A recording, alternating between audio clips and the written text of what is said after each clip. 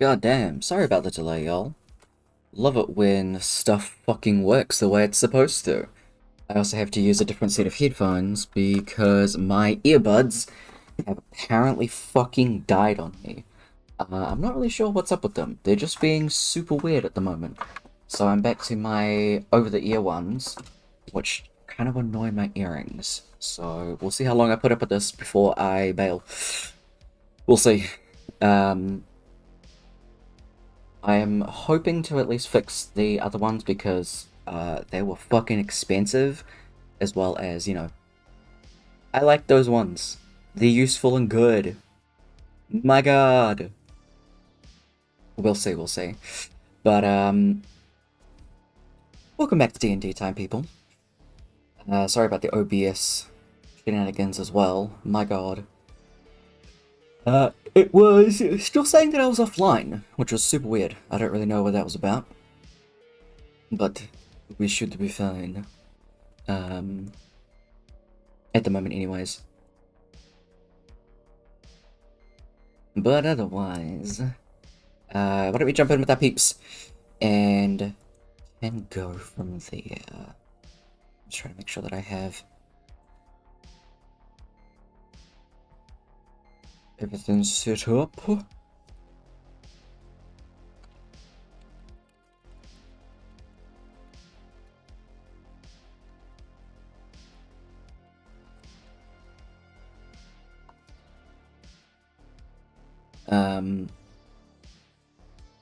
So we will jump in with our...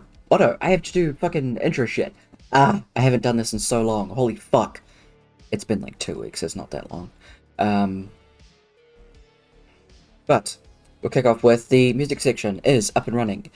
If you want to go and check that out at any point, it is in the About Me section in Twitch, labeled D&D Spotify Music.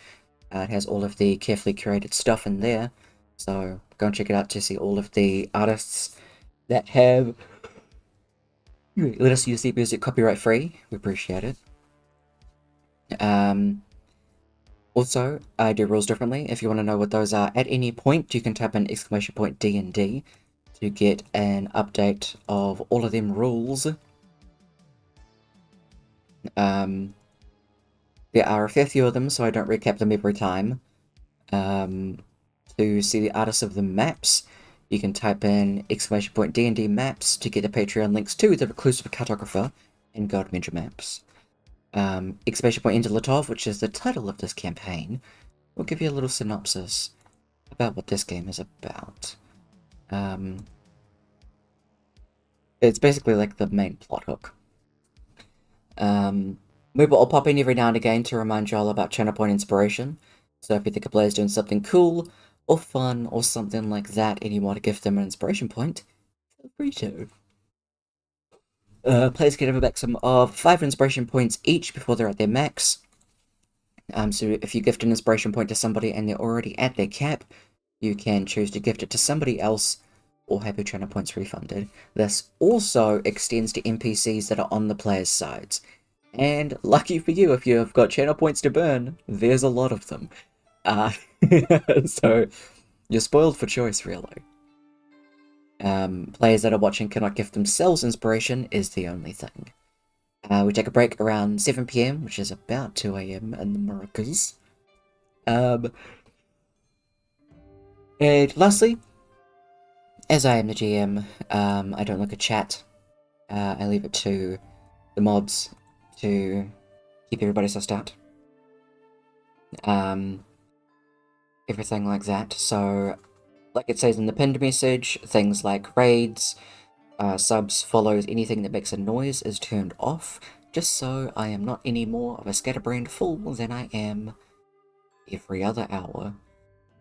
Magically, the players are all in max inspiration? Yes, yes they are. Just a little heads up for the future session 100, which is going to be happening in a handful of weeks.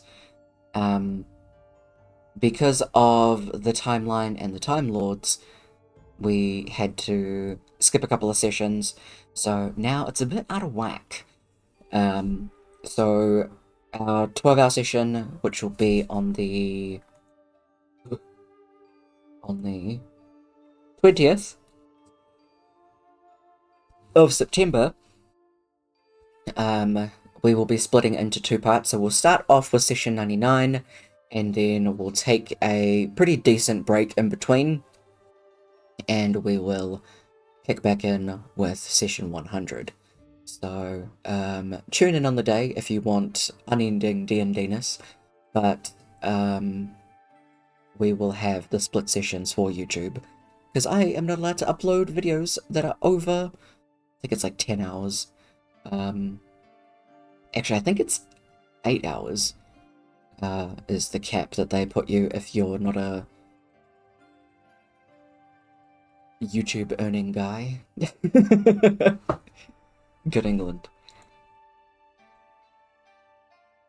But let's jump in with some peeps, and we can at least do some chatting before we jump into tonight's session.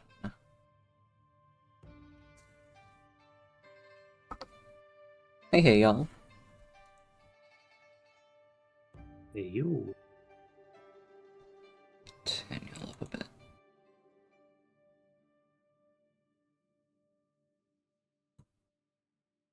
Down a bit. Alright. Do you want to give your mic a test, Brooke? Hello. Ooh, okay. The only thing is, you can pick up him sometimes if he's loud. Okay. I'll just have to When turn. that's quiet, that won't be a problem. Yeah. Oh no, except when they meow. Usually with what he comes out of his mouth. Mm-hmm. Yeah. That's the sign. Also, I don't know if you can see me.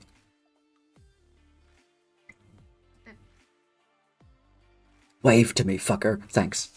He said wave to me, Got a head fucker. tilt. I know. He said, I want you to wave to him. He's playing Sonic. Ah, what a nerd. I love it. He'll be jamming to the tunes.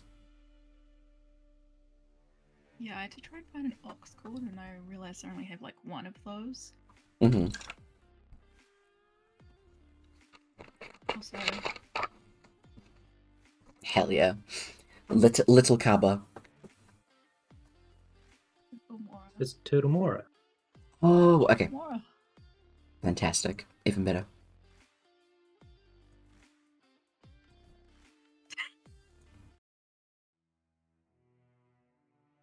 Switch to that. So weird not wearing a headset. It would be. Feels weird going back to a headset when ear things don't function or run out. Mm-hmm. It's not as weird as going But- back to one screen from multiple. Mm-hmm. Oh, that'd be horrible. I'd hate that so much. Yeah. Same. Especially Me- if the one you're going back to is a small screen. Yeah, me every day at work. Especially when I We worked have, from like, home. 5 screens. Yeah, but I worked from home for a little bit, so when I was doing stuff for work on my PC, it was like, oh, I can have so many things open. This is so much more. This is so much better. You can God. make work as one screen. Yep.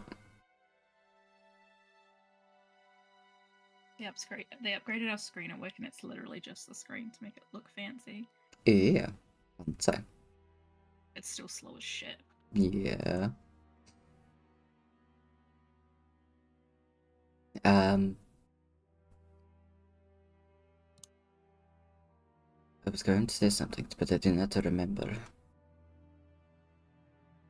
Oh well. Guess it wasn't important. It was totally about how great your players are. I tell y'all that all the time. I know.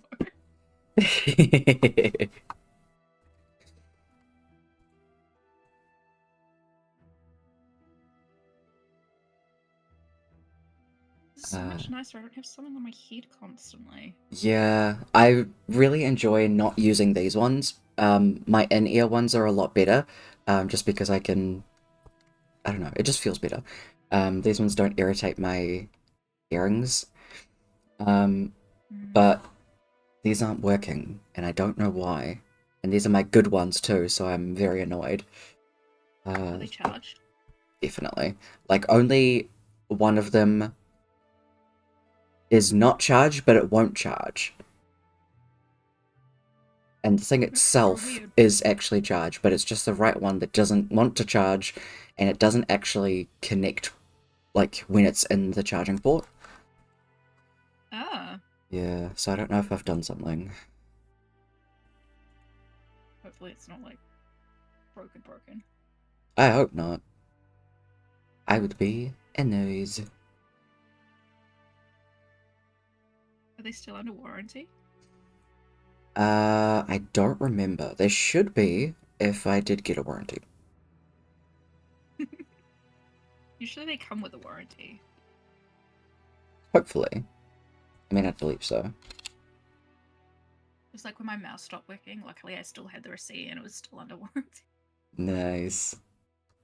I didn't have to pay for another one. I was like, oh my god, yes. God score. Oops. Exactly, because my mouse is expensive, but I love it. Hell yeah, hell yeah.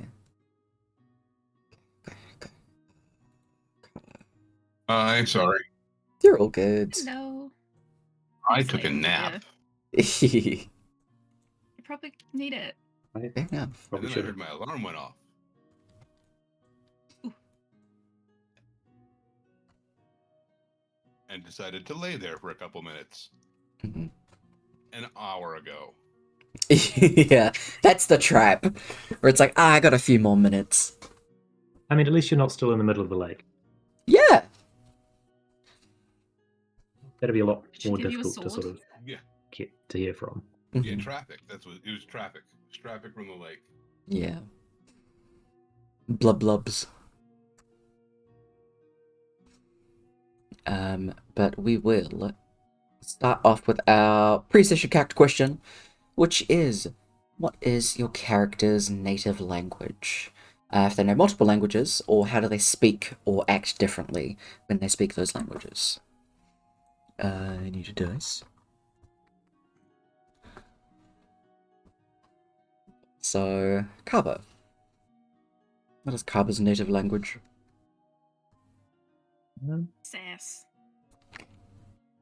Ah, Puns. Malarkey. Milaki. yeah, I'm okay with that. Kaba, as far as he's aware, his native language is common. Hello. Does he know any other languages? Yes, he knows Dwarvish, which he speaks quite angrily because he was never fond of Dwarvish customers.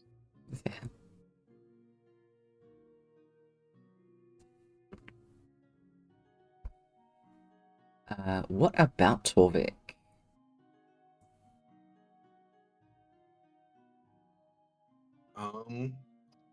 Dwarvek's native language is Dwarven.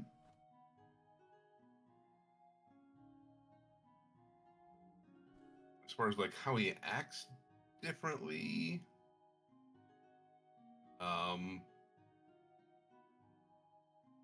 he's probably less just weird in Dwarven. Mm-hmm.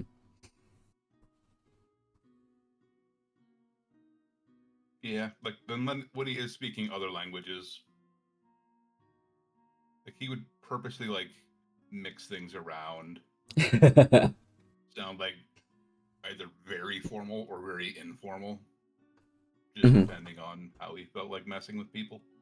Fair enough.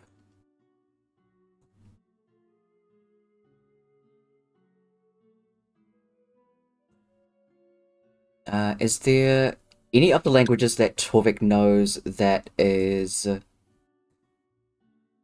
guess, like very drastically different from his normal kind of speaking in inflections or anything like that he just throws out there to purely fuck with people? He would absolutely just like mix and match. Nice. Just like, can you pass, I'm sorry, what is word? And then just like drop deep speech in because he can. Nice. Sorry, salt. I like that. I like that a lot.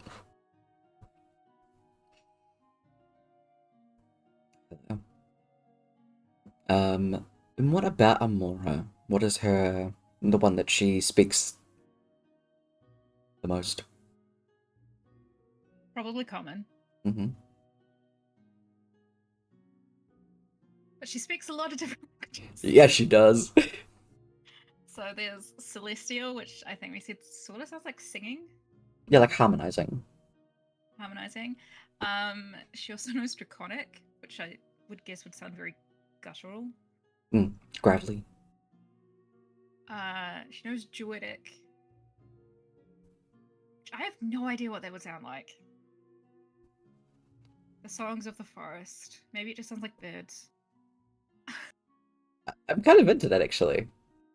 It sounds like nature Yeah. vibes. She knows Elven, which I guess depending on the type would kind of sort of sound a bit upper class. Yeah. She also knows Giant. Mm-hmm. No idea what that's going to sound like. And she also knows German. Goblin, which German. German. She also knows Goblin, which I would assume would just sound. It'd be like speaking to a toddler, but very fast. Yeah, like Stitch. Yes. Yeah, when he just goes. I'm not sure if she knows sign language yet, but that's all I'm in finger movements. So. Oh yeah.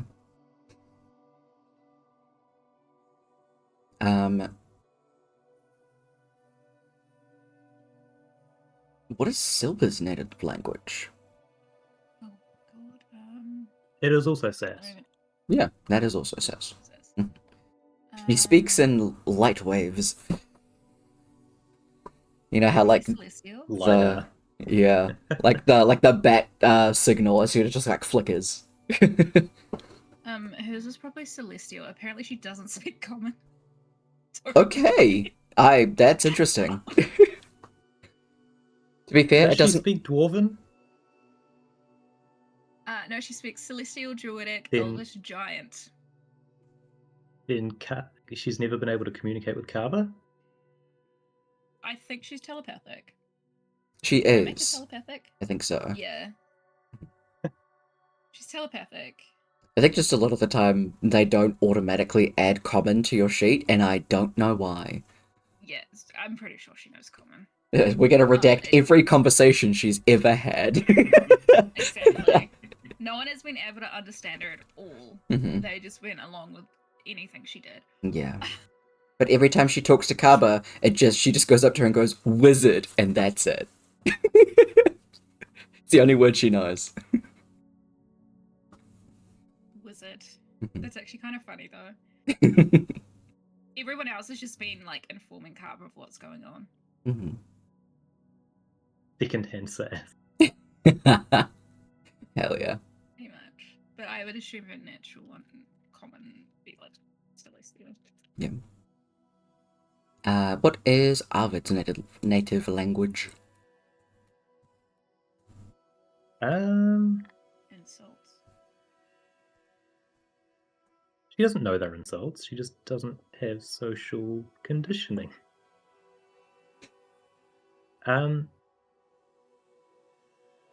She would consider it Sylvan because she can't remember where she picked up Gnomish.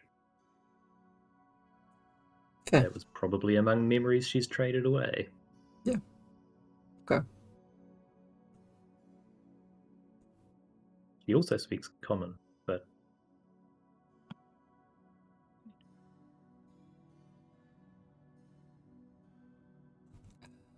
Thing that I forgot to open. I imagine she speaks Sylvan in a similar fashion to the Fae of the Feywild, and Common in like a sharp, sharp sounds, Mm-hmm. just spitting them out. I'm trying to- Rourke, hang on a minute. Oh, Speaking of, speaking of, Brooke's native language is food. mm-hmm. How dare you? In past tense. Here we are. too early to cry. Yeah. I mean, I've only been doing that the whole day, on and off. Yeah. I only did it first thing after I woke up. Last night was so hard. Yeah.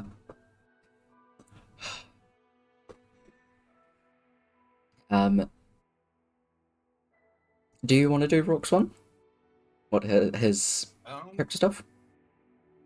Sure. His native language is?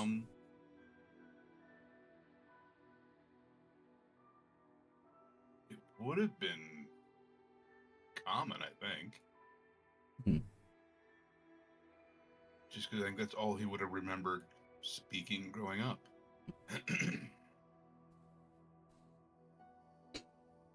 And then I think everything else was probably just like very broken. Because he actually knew like 3 or 4.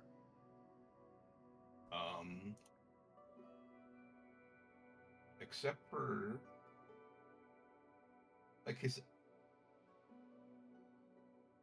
Because Zuri was a furbolg. Yep.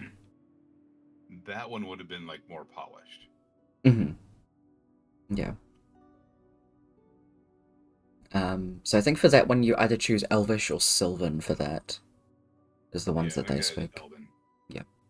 And the other was Draconic, yeah, but that one was very broken. Yep. Yeah. And then Giant and Primordial, which you learned later. Yep. Primordial from Raiden.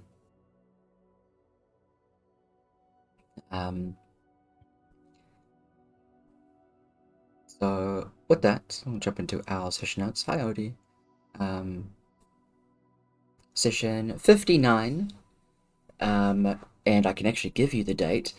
It is now currently the 20th of Heartrain. You guys were on Drift Peak. Heartrain.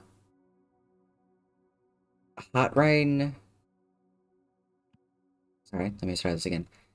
Drift Peak is the 6th month. Heartrain is the 10th month. Did we miss a month? You missed 4. Oh shit! We were in the How did we Feywild miss a it? long time. A long time. Fuck. Damn. So now that you guys are back and have learnt the actual date, and everything like that, you had a very eventful session. Bringing down the actual essence of the hag itself, before having a very unfortunate end to your very close ally, Rook. And from this, everybody is taking the time to process their emotions regarding this passing, and when everybody goes to sleep that night, in whatever state, whichever room that you do see yourself in, when you wake up in the morning, you do notice that both Amora and Merlin are not present in the room.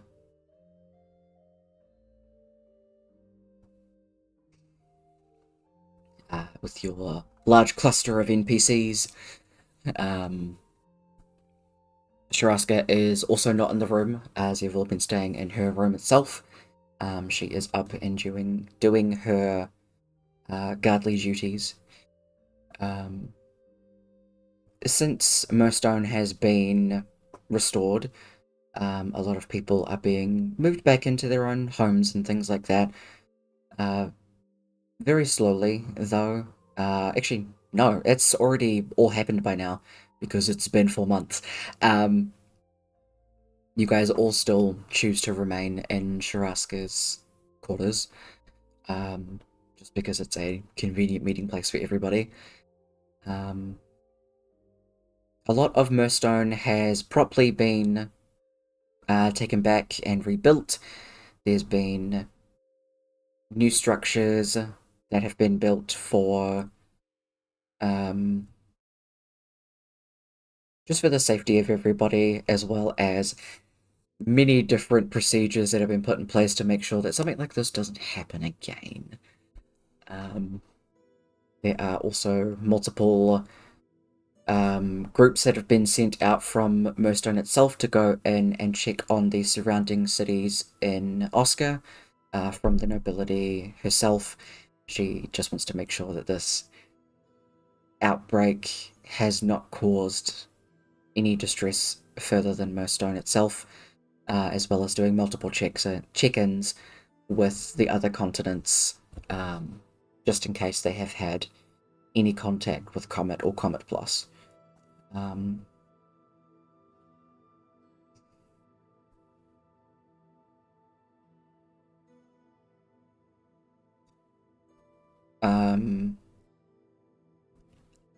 As Torvik wakes for the morning,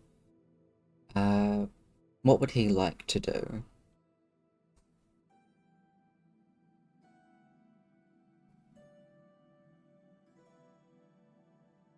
Just do his, normal grumbling and groaning about having to get out of bed and his hip and everything else that hurts.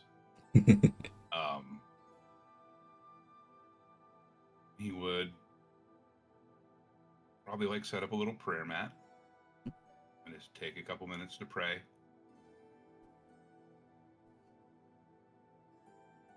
And he wouldn't have noticed it before because he keeps it fairly well tucked away, but out of armor, he'd have just a small locket on his neck. I'm just gonna take a few minutes just staring at that, the pictures inside. Yep. And then just get up and start his day and just kind of start checking on the group. Yep. Go down and get breakfast and not necessarily directly go talk to anybody, but just make it known he's around. Yes, yep. Kind of lingering nearby and around the place. Brooke has been taken to a, what are they called? Coroner? Yeah. Yeah. So he is currently in one of those places, so he's just not lying on the floor in Sharaska's bedroom. He has been gentle repose, so there is no chance of any kafakery undead magic happening. And slowly everybody gets up. The remaining Cosmic Seekers, Lychee, Torv, and Armandor get up, notice that Merlin's not there, and go to have breakfast. The Brass Coyotes, Dolga, Bo, and Leaf get up as well. Kind of go over to... Bo will go over to River, and Leaf will go over to Cliff. And Dolga will kind of wander over to Kaba. I'm just gonna guide them up, making sure that they're going to eat breakfast and stuff like that. Those kind of things. In amongst this, what is Kaba doing? He's just sort of going along with it, with leaves shuffling. Sort of goes to breakfast. Yep. Let's talk to it's not a very long response. Mostly lost in his own. Yeah. Torvik, you're very good at reading people and getting a general vibe. I'd say you pick up on Kaba quite quickly. Kaba, you do have a mental checklist of you were also asked to go and do a couple more fix-ups in Murstone itself, a couple of the shops, like, nearby.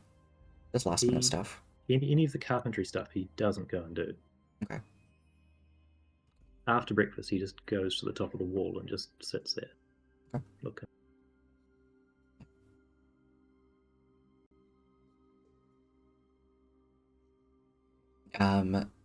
Leaf notices you go in that direction.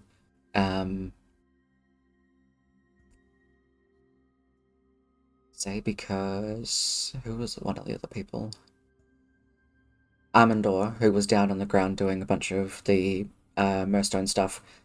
He'll go and like notice that, not bring up anything to Kaba, but go and kind of take care of some of the carpenter stuff. She doesn't mention any of it to anybody else. She just goes and takes care of that kind of thing.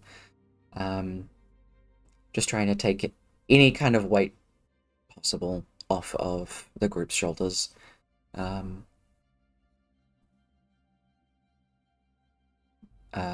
What is Arvid up to?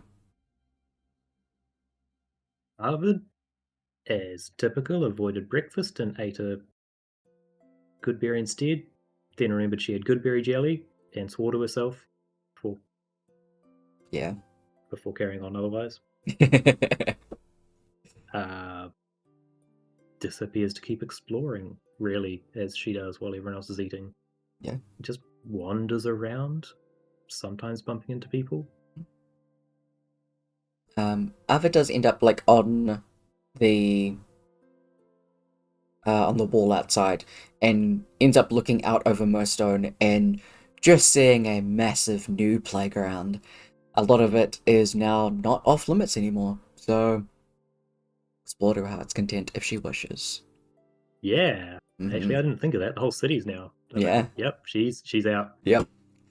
And just like that, you don't see Arvid for the rest of the day, probably. She'll come back carrying something random. Yeah. Or you'll hear, like days later, you'll hear something. And actually, that makes sense. That was probably that one. Yeah.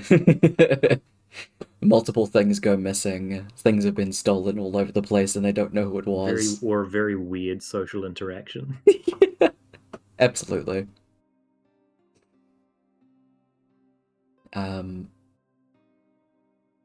And finally, Amora. You have had a productive morning. As you head out with Merlin to go and do some seeking. Eventually coming back after Merlin does a flyby by a bakery to make sure that you eat something. And then comes back into the castle area. As you are flying over together, you would see Kaba sitting up on the wall. Merlin kind of motions over. We're heading to Kaba? Yeah. Okay. A few feet from you, you hear a couple of footsteps land. Where would Torvik be? Probably like a few hours after breakfast, after roaming around and at least taking mental note of the location that Kaba's gone up to.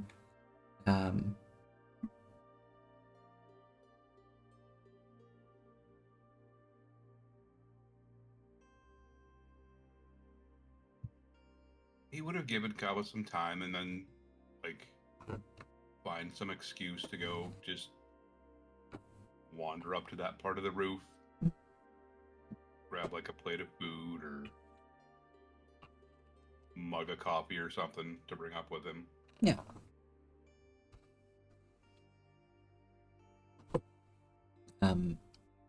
You're starting to make your way over as you see Merlin and Amora land. The collective of you arriving simultaneously. You now have a Kaba and a Torvik.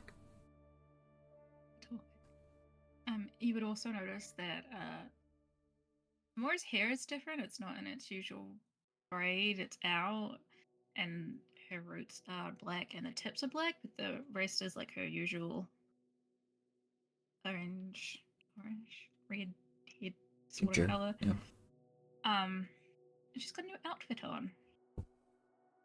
And I will link it for you because it's hard to describe.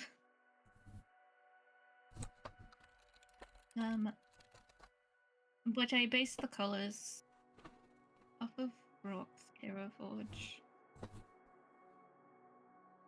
So that is what she's currently wearing. An actual screenshot. And that is also in the rotation on screen as well for Amoro's on-screen character sheet as well as just on screen. Oh, nice. Oh, it is too. Yeah. I made sure to add that in. Yay.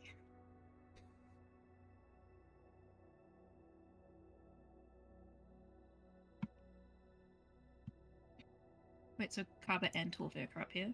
Yeah, and Melon's just kind of standing next to you. You'll just look at them both and be like, where's everyone else?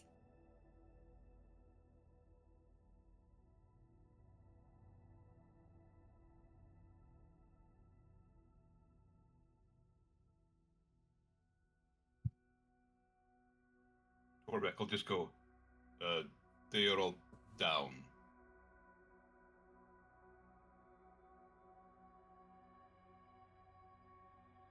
We need to talk.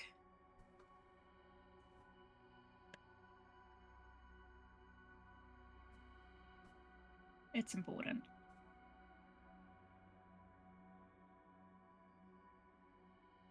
Who else do you need? Everyone.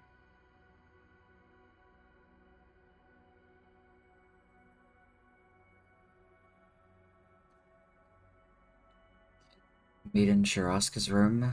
I can do a flyby around the city to see who I can find. Imagine everybody didn't stray too far from the castle, at least. Anyone you can find, let me know. I'll send to them. I would say it's a safe bet to do a sending to Arvid.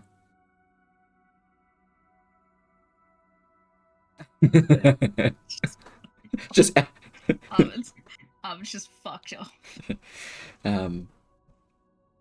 But Millen will give that So- nod.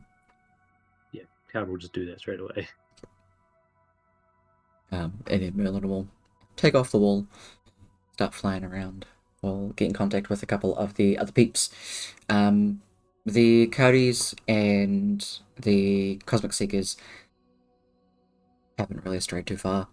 It's very easy. Torvik, you managed to find them. Roaming around, talking to some of the guild and guards. Sorry, the guild and guard hall. There we go.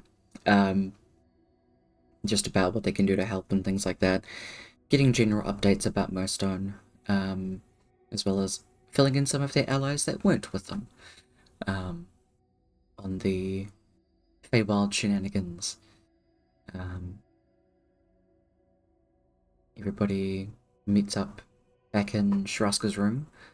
Would Amora want Sharaska there herself as well?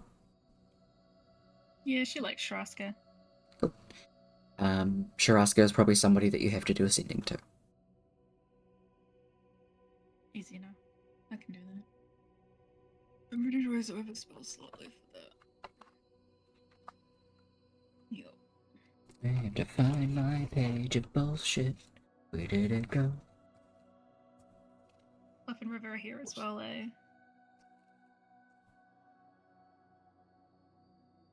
Yeah. Both still on the roof. Torben would just set down the food he was and drink coffee he was carrying. Just be like, fucking stairs.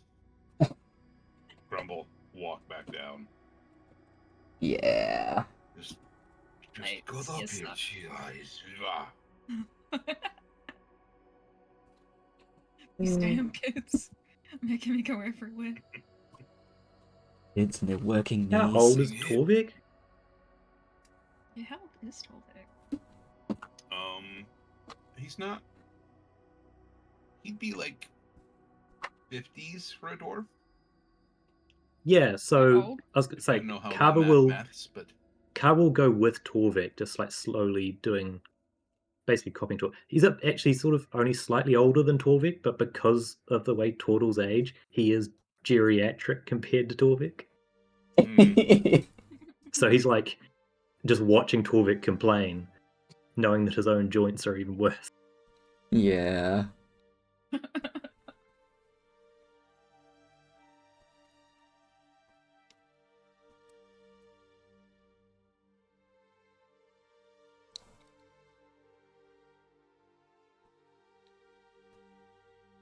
What would the response from Arvid be upon getting ascending to come back to the castle after she's just left to explore her playground?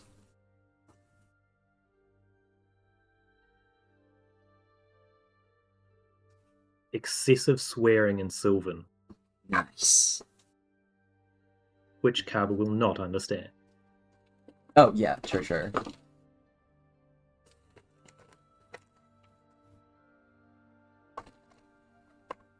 I lost the piece of paper that had all of Kaba's current casting. Oops. I don't know where it is. So I'm gonna have to look for that. So I'm gonna have to start a different counter. Why are you keeping it on paper? Because Like otherwise, easily losable paper. I kept it in a book somewhere, but I don't know where that book's gone. Oh, it was. Went for a walk. So, trying to figure out how to. What is that? Oh, sorry.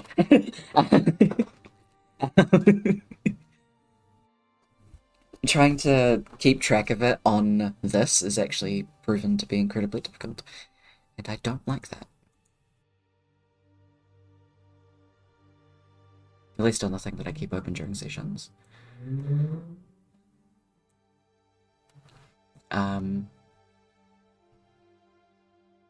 But yeah, sorry, what,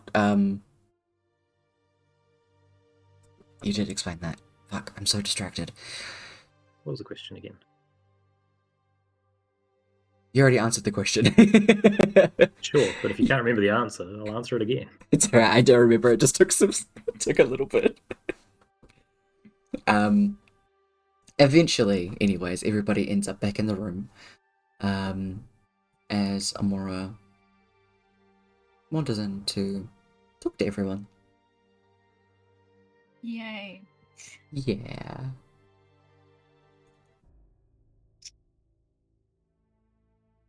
We'll just look around at everyone.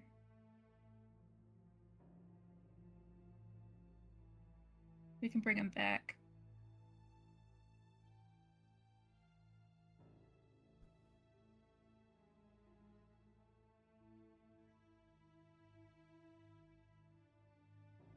How? Ripper says is leaning against one of the bed frames.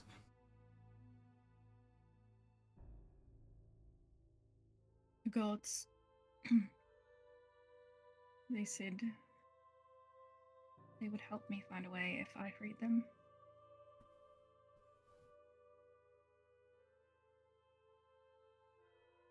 And let you sitting up on one of the dressers. You mean the gods that nobody's spoken to in the past, 100,000 years? Yes. How do we know this isn't just a trap? Or just look at Lychee.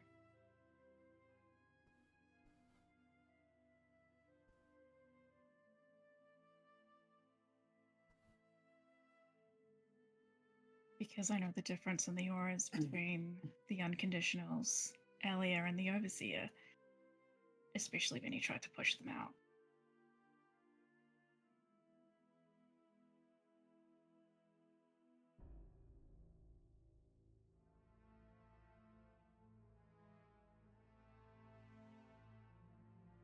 So, you got some kind of plan then?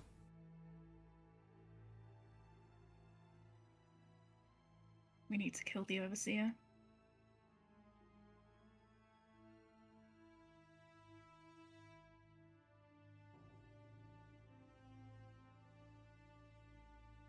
Everyone in the room just kind of is looking between each other.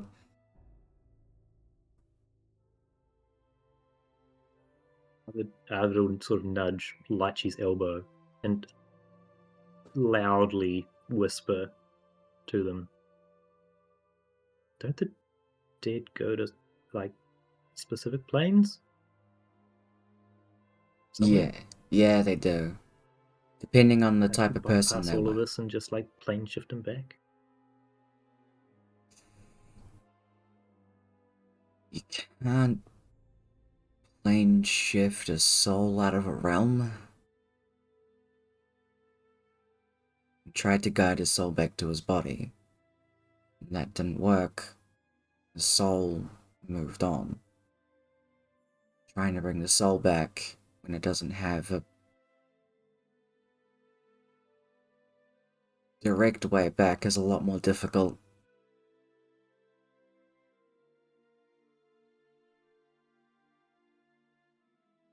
Okay, I didn't understand any of that. I'm just gonna nod and...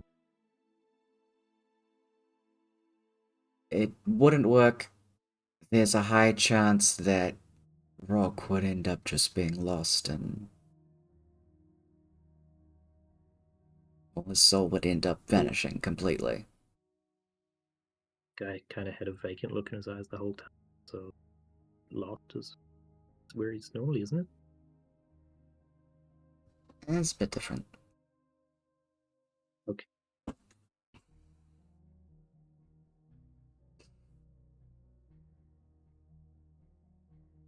Cliff, who's standing nearby, River.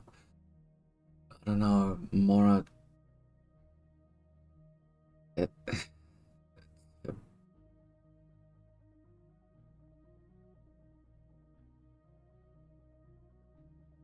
how are we even gonna do that?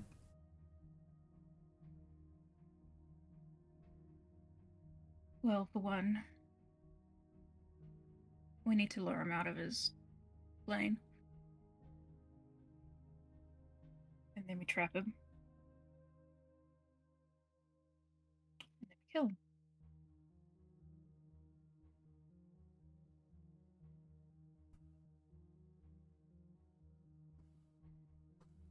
I'd say Cliff, Torv, and Brotherin are just nodding, like, yeah, sounds easy. They're like solid plan. Solid plan, done. Carver's also Straightforward. slowly Three steps, nodding, Beautiful. thoughtful. No. I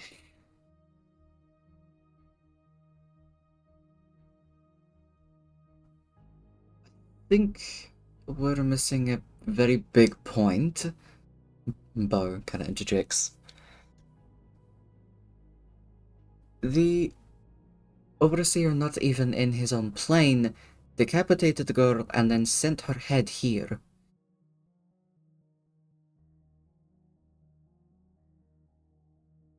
How are we Yes. going to trick somebody that has been watching us for a long time, probably still watching us now? How do we out-trick a trickster? How do we out-trick chaos itself? With the most simple answer. With the most simple thing. He'll be expecting us to pull some elaborate scheme to get him down here or get him to a different plane. We know a bunch of deities. We could always go there.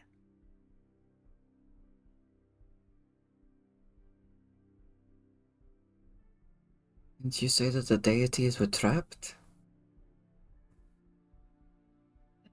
The deities, the embodiments of the planes. Like Silver. Okay.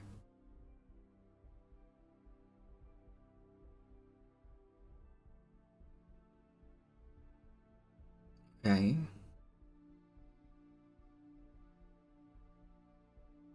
Which one of these planes is going to put itself at that much risk? I feel like we need to do a significant amount of planning, because there is a massive domino effect that could happen here. And it could be very drastic. didn't say we were just gonna gung ho it. Plus, we need help. Sure, we've got some of the Fae on our side, but we need more than that. We definitely don't have the weapons to do this.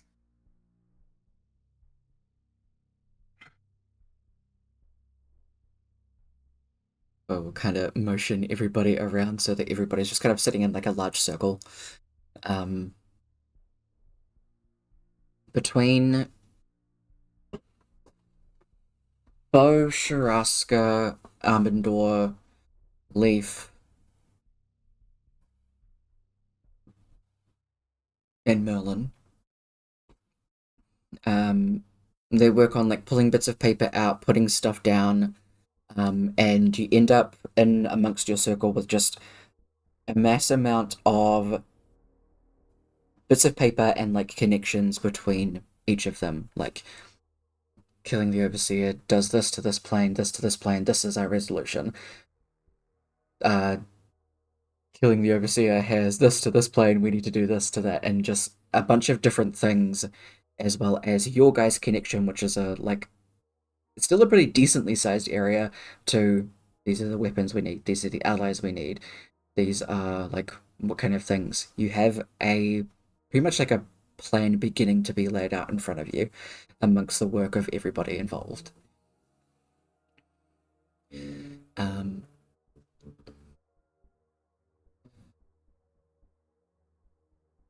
Merlin, who's takes a seat next to you, Amora, and just wraps his wing around you. Okay.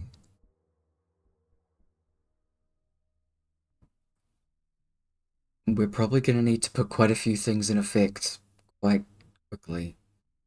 Or roughly in the same timeline.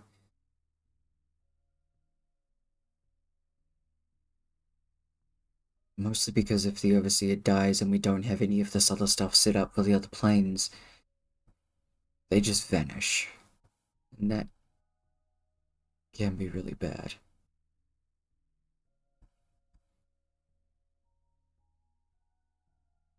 Before we kill the Overseer, we have to get the deities out of their plane, right? Because he made their plane.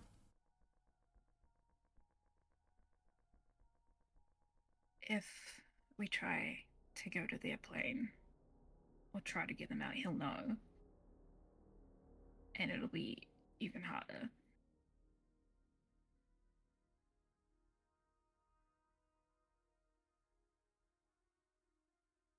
We could try. I just don't know how we'll do it.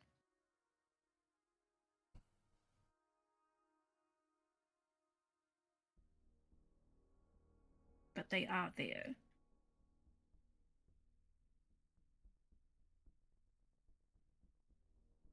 Okay.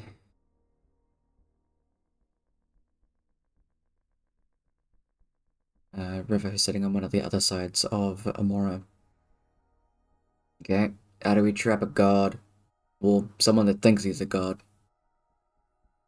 In a force cage.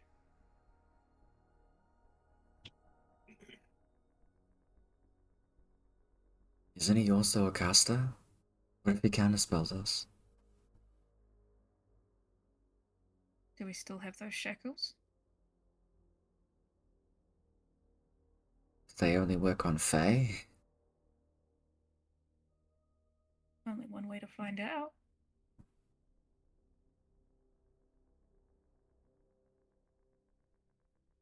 And the people that were present at that fight kind of look between each other, each of them shaking their head that they didn't pick up the shackles. NPC wise.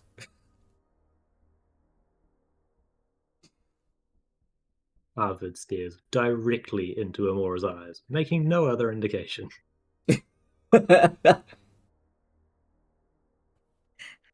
Amora will stare back and be like, "Did you pick them up?"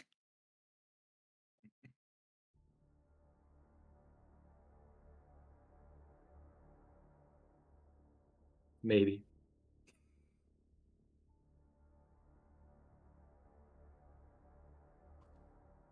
Well, if you did. And she'll like hold out her hands.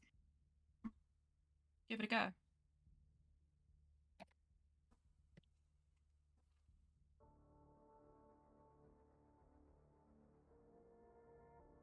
Yeah, I mean, time to test, I guess. Yep, snap some over your wrist.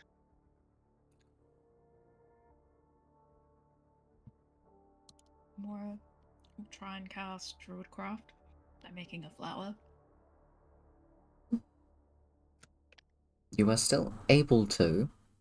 It just takes a bit longer.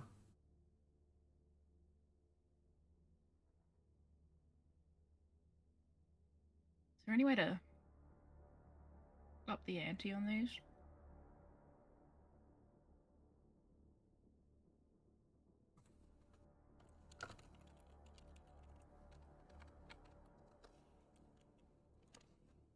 Dolga speaks up. So, blinded by the light,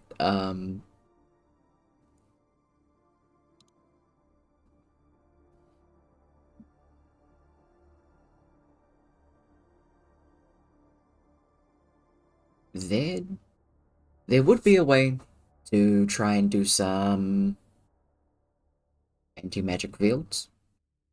We can set that up. We just need to have somebody that can do that.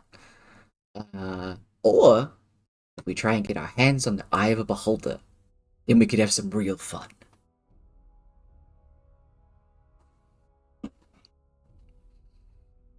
Because you can't cast magic in those. We're very aware of that.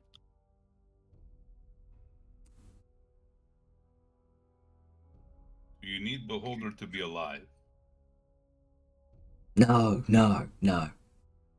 That increases the risk factor. Oh yes, quite.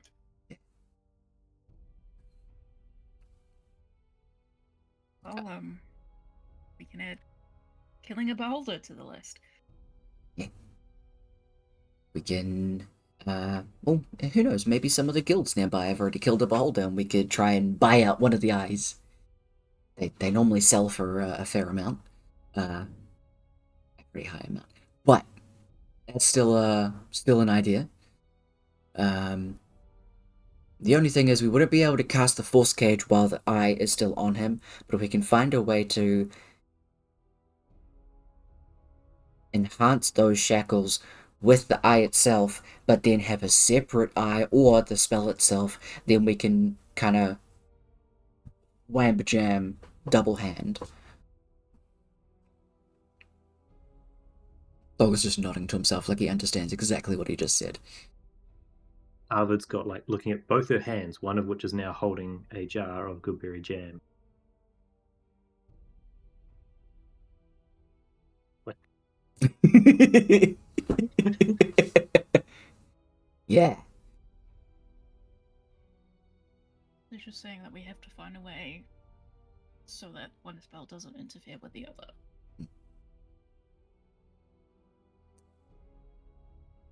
Hmm.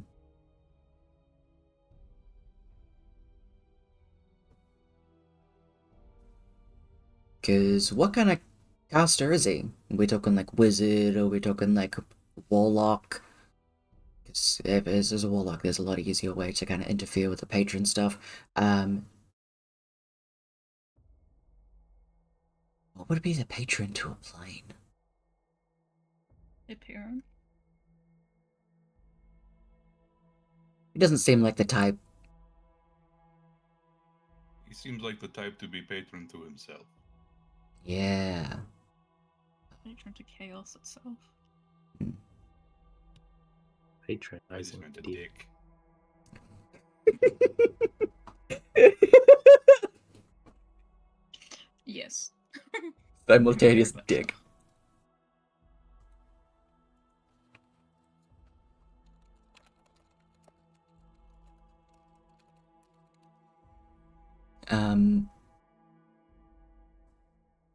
Amandor pipes up. Maybe we can do some digging about what items can be useful in situations like these. I can get back to you within the next couple of hours about what we find. Perhaps there's a way that we can layer on as much as possible. The eye is... Into the reliquaries? Do you mean the Octopus League? That's the one. What's the reliquaries? The base that you guys have ownership of, technically. Harvard has ownership Well, of. don't. Harvard does, sure. Yeah. Octopus League is the main central. I There's mean, one.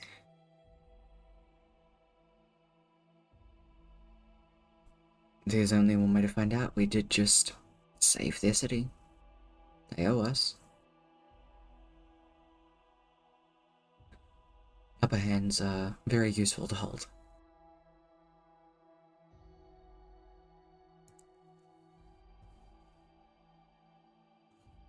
Be helpful. We probably have all sorts of knowledge that we don't know of. Definitely the way to go about it.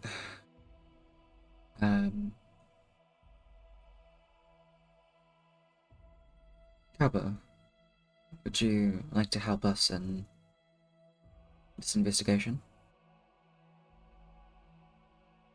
Yep. Perfect.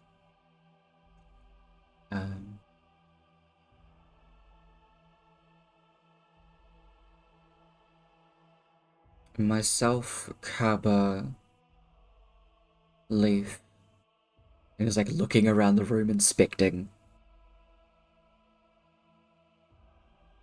Dolga goes, yes! And anybody else that wishes to come with us. Unless we all wish to get permission, and then we can start having a look in many different directions about many different things.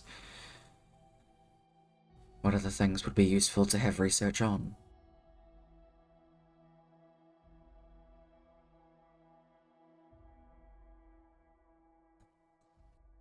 Like she looks to Arvid.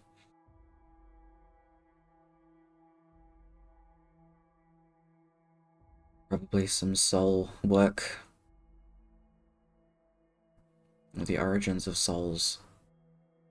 And guiding them back somehow. Getting to Asgard is the easy part.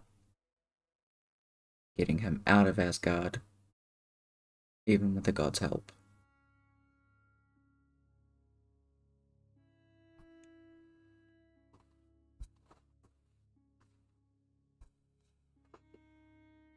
Wouldn't hurt to look into as a backup, right? Like she looks to Amora. No.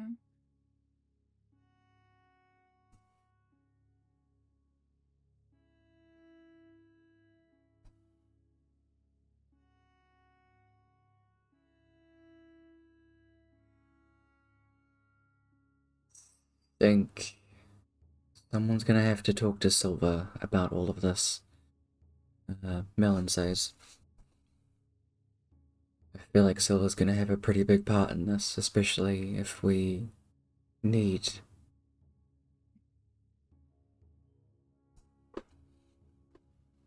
some of the elemental planes to take part.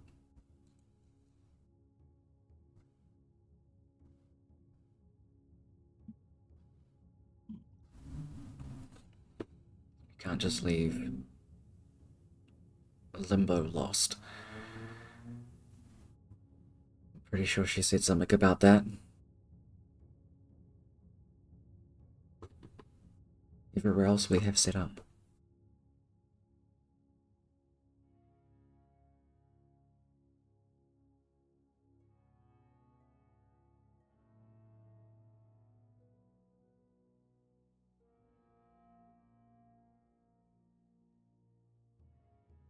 Maybe that's something that we can do, Amora. Yeah. Can someone take these off me?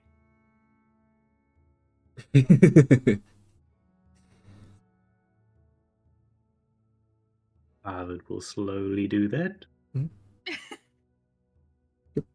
You do so. It takes a little bit, but you do. You start to feel your magic kind of come back to you.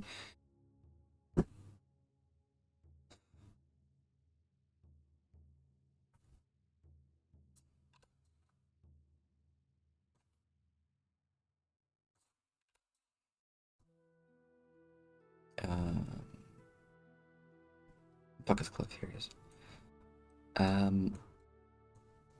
Brother and Torv and Cliff hate the idea of going and doing research. And they are willing to do anything else. So they want to go talk to some nobility about getting help. The muscle boys leading communications. That'll go over well. The no brain squad. Mm-hmm. It'd be really funny though.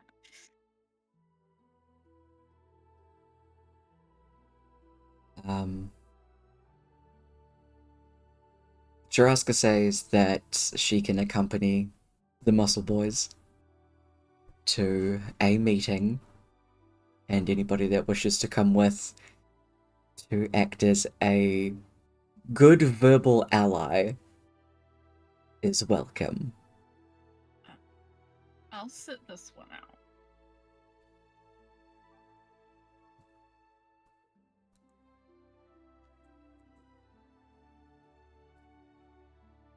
River looks This at is the Torvik. one where Amora accidentally killed their daughter, right? Was it this one? They would be in Murstone, yeah. Because the Empress you've got on your side, the King and Queen, that's the that's them, yeah. Oh yeah, okay. River looks to Torvik. You wanna go with them? I don't mind Yes. doing it. Okay. I'm very good at talking to people. Good luck with them around. And she pats you on the shoulder.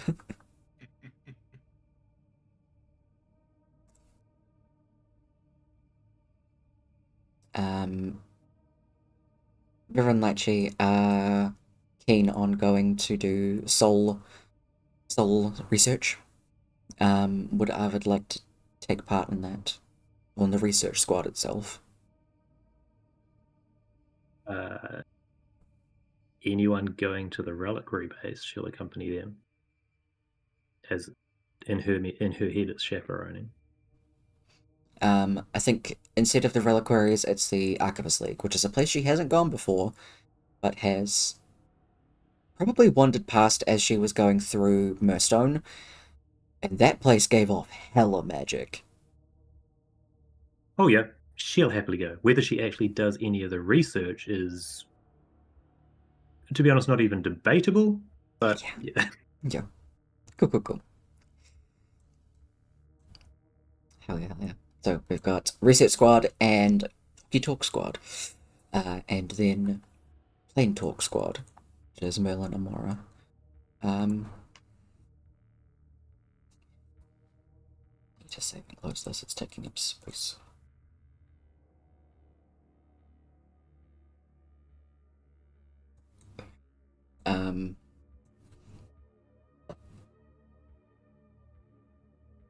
Everybody has their things in mind as they head out. In terms of items and things like that that you feel would be useful, I'd say have a think for your character or characters to see which would be something that they would find very useful in any kind of upcoming battle. There...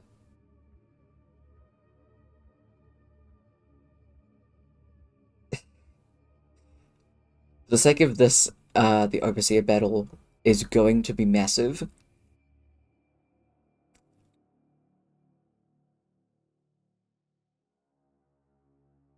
I'm not going to say don't take any NPCs, but I'd say probably put a cap at like 2. And then try and delegate everyone else. Or at least try and keep it to, like, the main squad. If you want to try and put people in... Like, they're doing very specific things, like one is doing the anti-magic field, one is doing something like that, and then there is a squad that is doing the fighting. things like that. I will leave that up to you guys about what you want to do with the collective NPCs and armies that you're building up. Especially because this is going to get big. It's literally just about to ask you if you brought people for just a specific task. Yeah, you can absolutely just give them specific tasks and I insert on that turn, or they can just be a group that does that.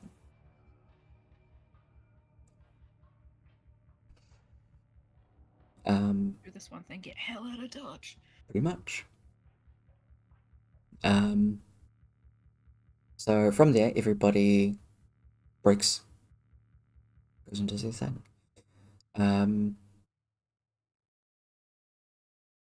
What we can start with is we'll start with the research squad, just so we can get general questions about things, and then I can have a look at what the answers to those things would be during the break, so I can give proper information. And then I'll get rolls for that as well.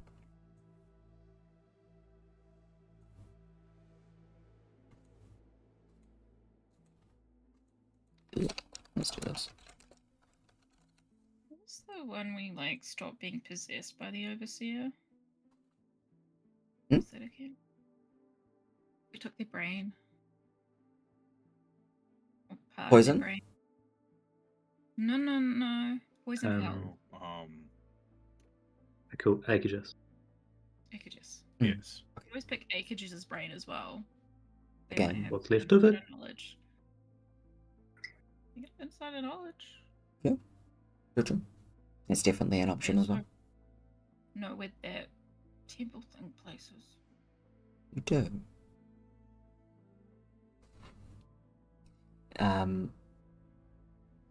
So research squad is looking for anti-magic field options, items, and we'll go buildables, because that's especially what Dolga's going to be looking for.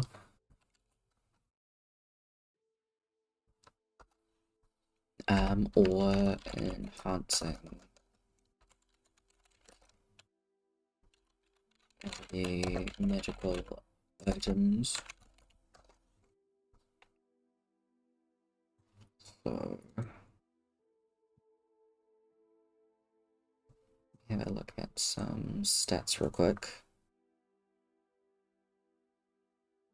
Is there anything else in particular that Kaba thinks would be useful in looking into, or any of the or Amora or Torvik would be wanting them to look into while they're there?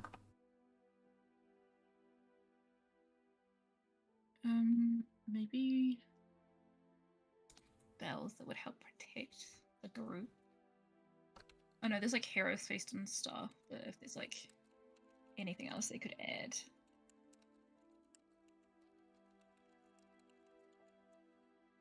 The more protection, the better. Absolutely. Stay safe, kids. Mhm.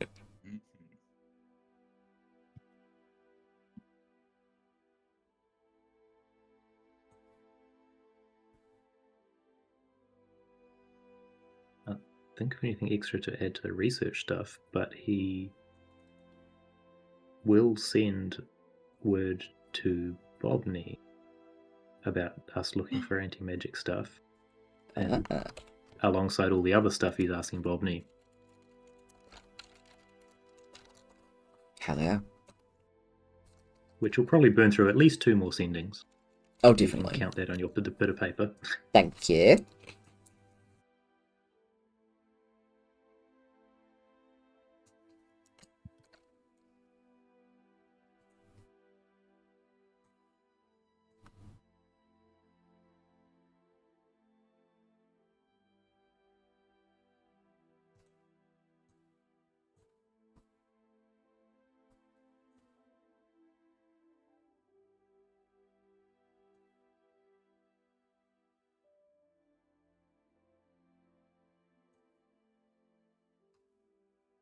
Okay, so you can either choose to roll history or investigation. The people that are going to be heading some of the actual searching at the moment are Dolga and Arvindor. Would Arvid want to do her own research? Research. Mhm. Yeah. Cool. Like to see what she can steal. Cool. Borrow. Permanently borrow. What do you mean? Yeah. So there is. What is possession really? There's enough of you to pair up so that Arvid and Carver get advantage on their checks, whichever one that they want to make. You mean people are going to help Arvid do Arvid stuff? Like she is, yeah. Oh, that checks. Yeah, I do. Is Lychee fully in line with what Arvid wants to do? Lychee looks like she'd rather be anywhere else and is just kind of following you along. She's also not stealthy whatsoever. She's clunky. Arvid will probably leave her behind. Yeah.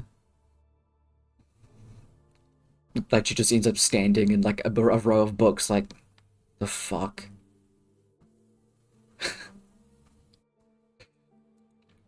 Yeah.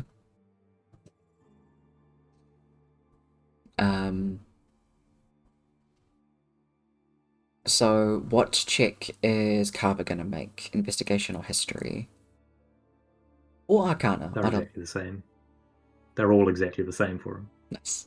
You have advantage. Leaf is helping you. I guess Arcana, because... I believe Leaf has guidance, so you also can add a d4 to this. That was an 18.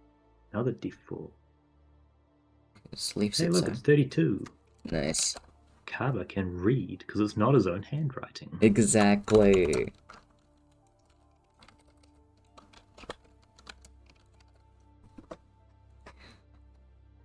Dolga's got Bo's help, and it is going to be doing Arcana as well. What is all of this?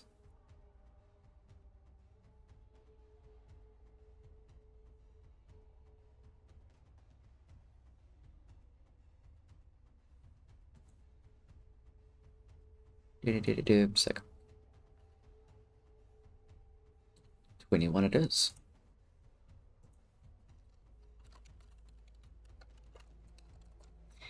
And then Armandor is going to use investigation with the help of River.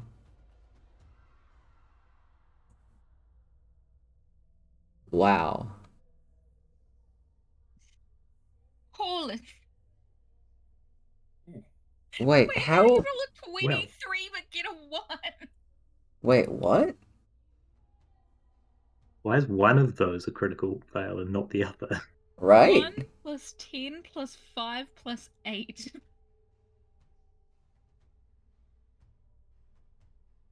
Okay, that's just being super fucking weird. What the hell? Okay, I'm gonna roll that again. 6 plus 10 plus 5 plus 8. I don't know, so 23 and 29. We're gonna go with the 29. Because it didn't actually roll it with advantage.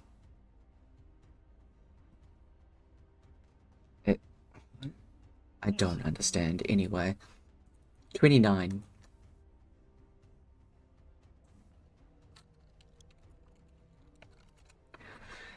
So overall, a bunch of really good rolls to try and find things out.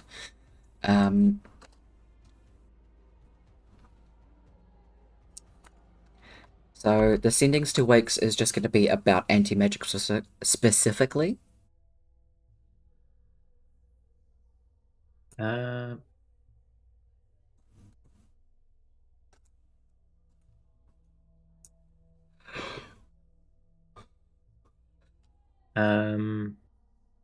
It'll be about asking about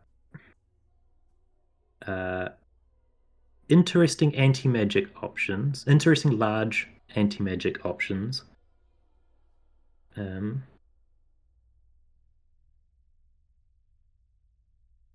and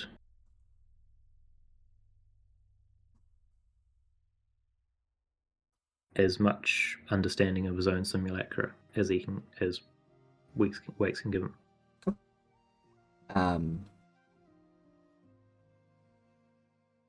The first one for the anti-magic stuff will be a reply of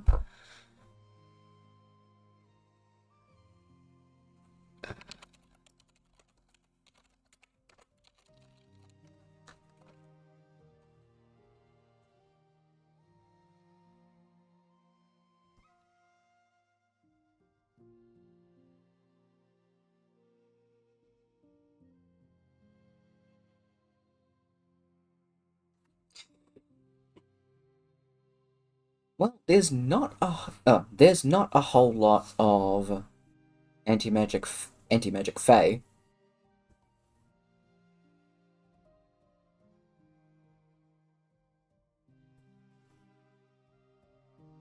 The holders from your plane are the best. Enhance, hold on. 10 words left.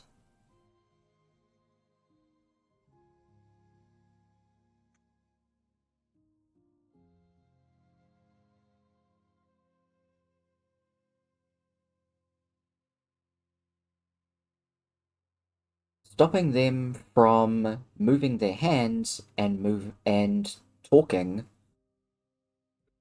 also works.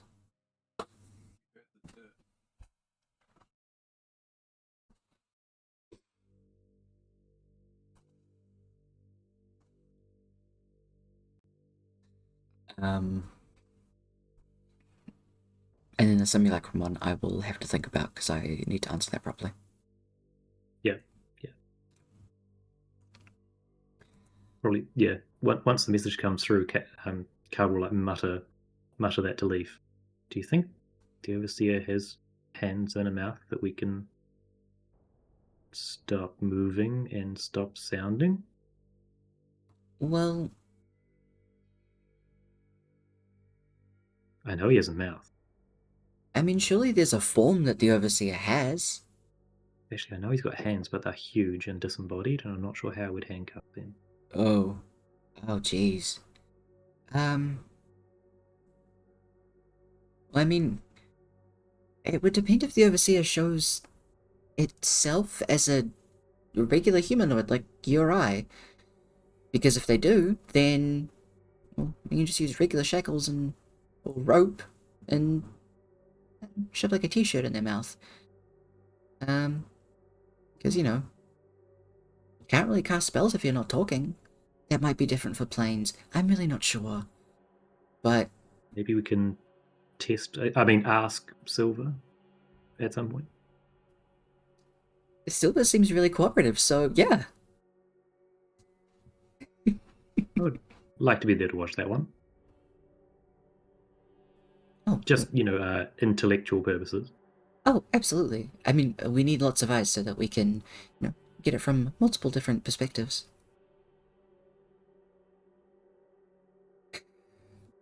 Leaf has no idea what you're insinuating, but is agreeing full-heartedly. Yep. Yep. Leaf is good. Yeah.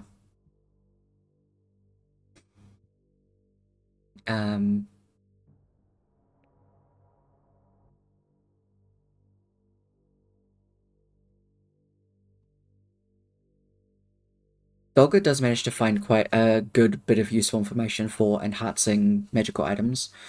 And I feel like Armandor and Kaba, amongst their searching for anti-magic stuff, also do find some good spells or spells and items, we'll say, for protection and things like that. I, as Tyler, I'm going to have to go through and actually find what those will be and can type them up. So those probably won't be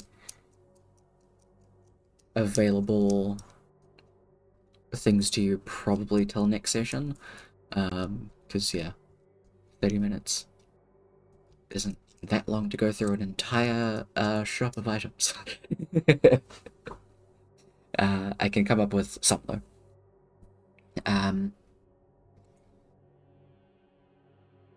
A lot of the ones that come up are definitely spells though.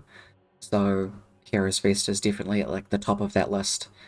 There's also a lot of ones that are circumstantial based. So if you're dealing with poisons, this is the best like steps to use.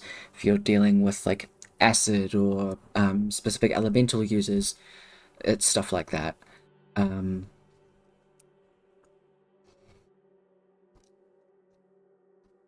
Like the glyph of warding spells that you can like set specific criteria for. Absolutely.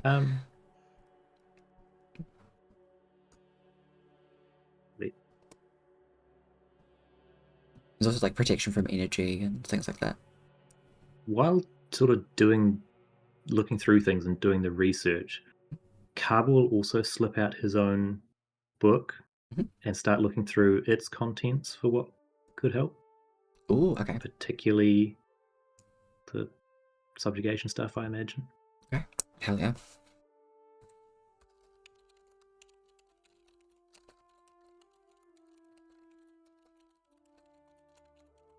Cool.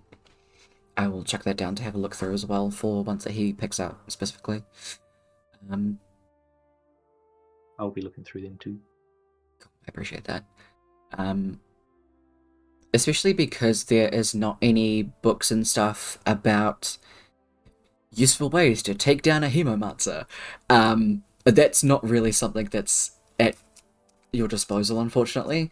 So probably a lot of the deducing that Kaba is able to do from the hemomancy spells that he has is going to be like one of the best options that they have when it comes to what the Overseer can cast and do. Lachi would have the Overseer a hemomancer. A lot of the stuff that he's been doing has been blood-based. And Sweet. You got your hemomancy spells from making a deal with the Overseer. Forced deal. And specifically the spells he knows. The other ones in the book weren't given to him by the Overseer. Sure. Probably. Not really sure where the book came from, to be honest. And also, given massive skeleton hand bullshit, there's also a very high inclination of necromancy being a very big base, and Lachi is a grave cleric, so Lachi would be able to give some insight into stuff that's pretty good against that as well. And also, you have a paladin. Paladins are fucking great when it comes to this. Just stand close by. It does mean area of effects will suck, but the paladin is the best. Bask in my aura. Mm-hmm.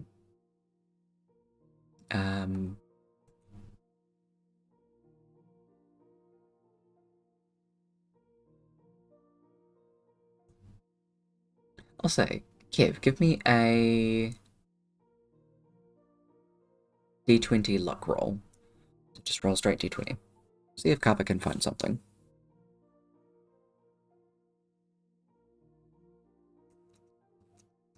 You want to keep a 9? No. Yeah. Alright.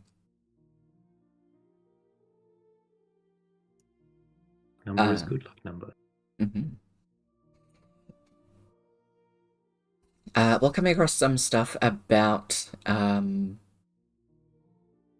protections, warding, and things like that, Kaba, you managed to stumble on a very small, like, book. It's kind of a little notebook. Specifically about paladins and ways to increase their auras. And you have a feeling that that will be very useful for Torvik. As I type that down for myself.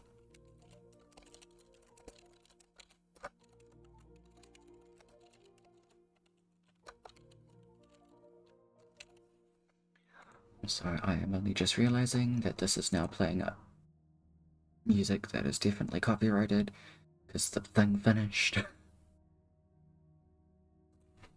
That's fine.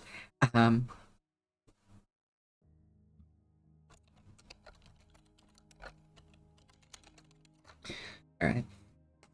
So, with that, we will jump over to having a conversation with Silver. Amora, how do you get in contact with Silver?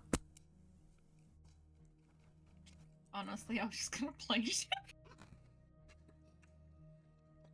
Okay. Are you gonna do a sending as a warning, or...? Sure. I am required to ask. We're like, hey Silver, coming for a chat. Don't kill us, please. Upon... actually, roll me, D100. Cast into a different plane. Doing her. Cool, you're fine. 6. There's like a small percentage you need to not roll, so it's fine. Silver, you get the message of some people are gonna pop by to see you. You then realize that they could end up anywhere in your plane, and they haven't been here. So the chance of them arriving safely and accurately, not high. Is the plane still under attack? The plane has been fine over the last, 4 months. You've managed to keep it under control. Okay, can she just, hop to them? Yeah. And then bring them back? Cool. You just materialize in front of them as Merlin is pulling out a scroll, okay, so...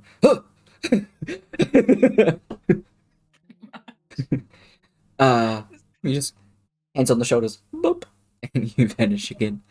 You dimmed the plane before you left, so, can I get both Merlin and Amora to make a con saving throw? You just need to not roll like garbage, okay? A con saving throw. Correct.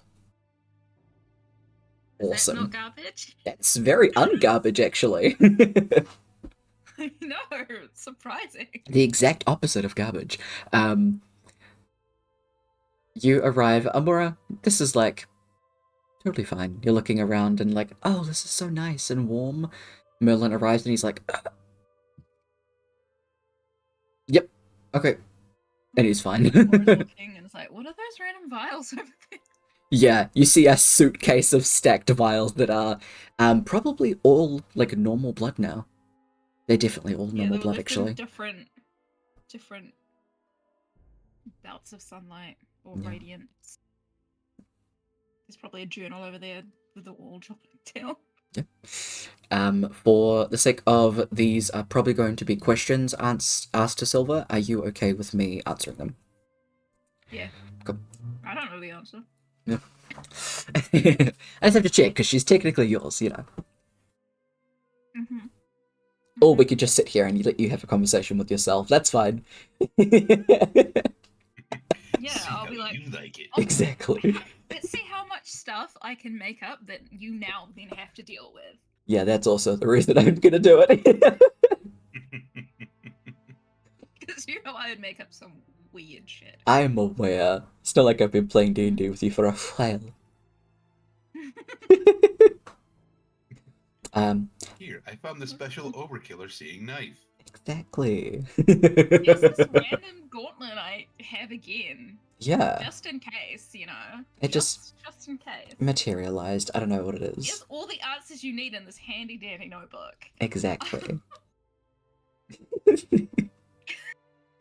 There's color-coded tabs. Exactly. This is how to protect yourself. Mhm. This is the weapons you'll need. Yeah. This is how to lure him. Yeah. And that's how you lure His him. true name. Exactly. So all you need is a carrot on a stick, or a piece of pizza on a stick. Let's be real. I'd fall for it. Wouldn't even question. Yeah. I'd be like, why is there pizza floating? Oh.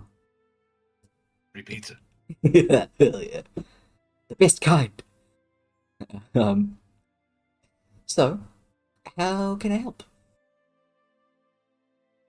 I'm Well, glad I didn't burn your retinas out, so thanks for the warning. oh yeah. We want to kill the overseer Oh, goody. so we can free the gods so they can help me bring back my brother. Okay. How do you plan on killing him? Well, Elia told me that we should trap him in a force cage, and we're trying to find some anti-magic stuff, Hmm. and then I guess we just keep stabbing. Hmm.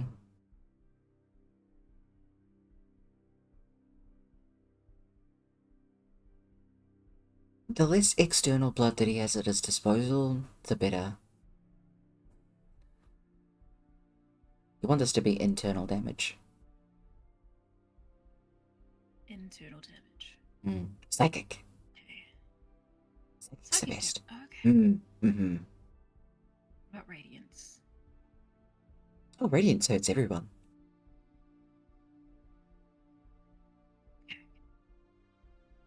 Not everyone. Have you ever tried to kill a hag? Doesn't do much to a hag. Depends on the variant. Anyway, he just gets lost in thought for a second. But we're worried about what might happen if we do kill the overseer, because they are an embodiment of a plane. Limbo expanding to the rest of the planes would be very terrible. If it got to the material plane, everyone would die. They'd go insane and just start clawing themselves apart. Well, it doesn't sound much different than most places these days. I must have missed those places.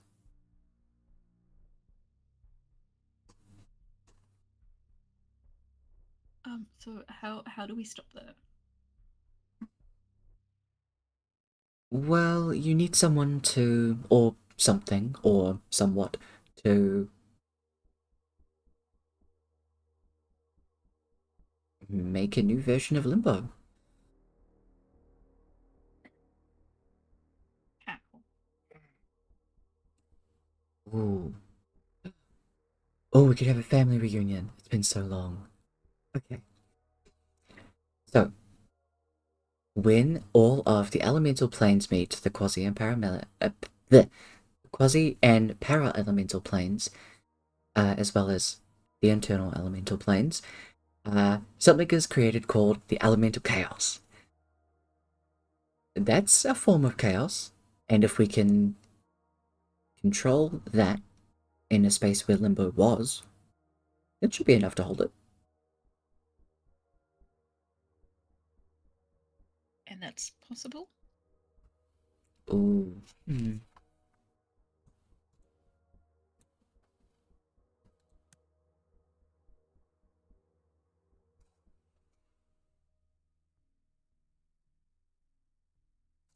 I'd say a couple of them would be pretty tricky to get a hold of. But I am very, very persuasive.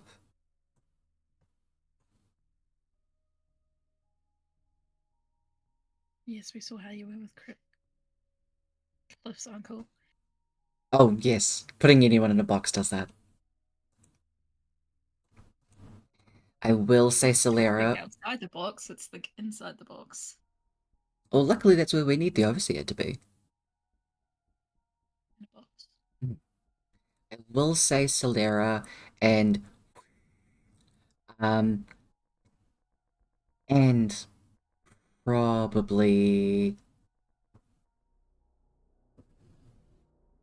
Hana. Not Hana, sorry, Oobleck. are gonna be the most hard to, you know, what's the word, Tyler? Get cooperation from, especially Solera. Why? She's a salt plane. Okay. It's just a type.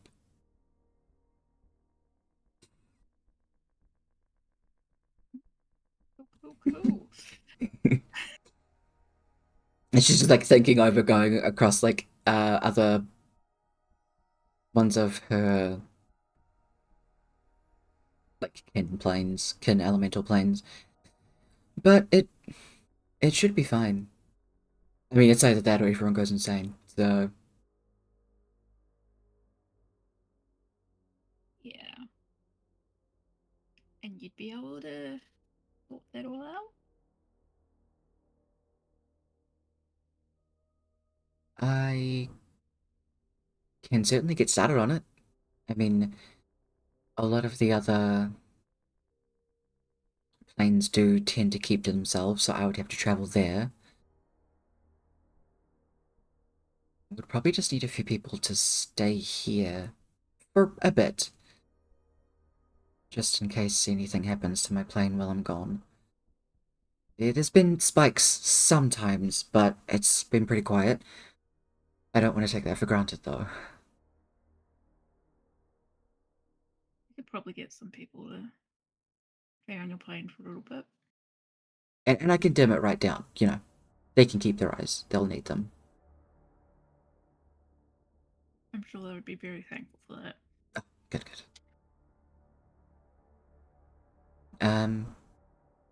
But there are...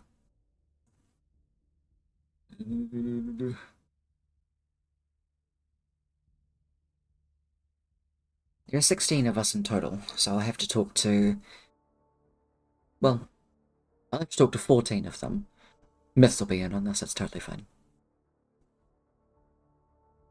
Okay.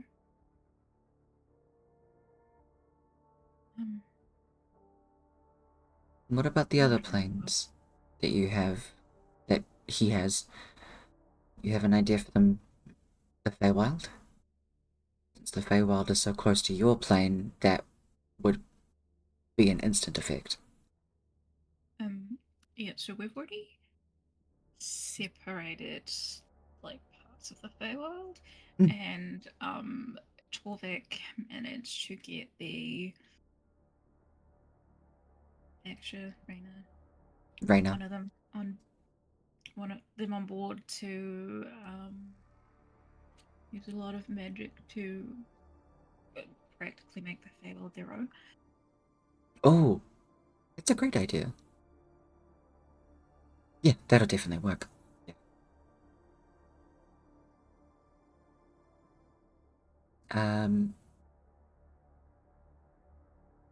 As far as I'm aware, there is Limbo, the Feywild, and the planes that your deities are on. If there are any other planes that we don't know about that he has control over,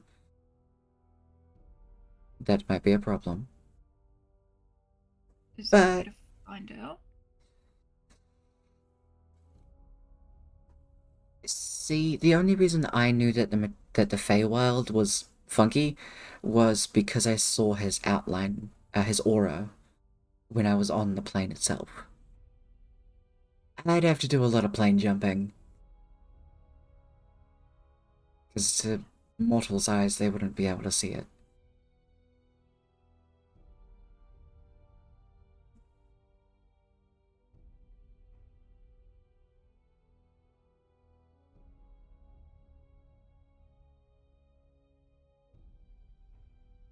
As far as I'm aware, so far, there's no reason for him to get rid of any of the other lower planes, at least.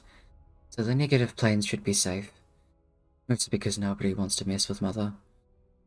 Um, And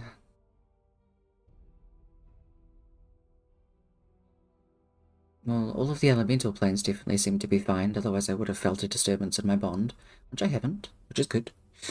So we can cross those ones off at least.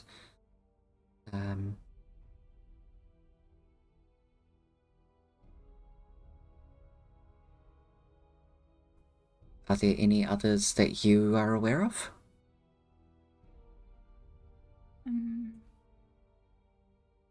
No, I think only the ones that you've said.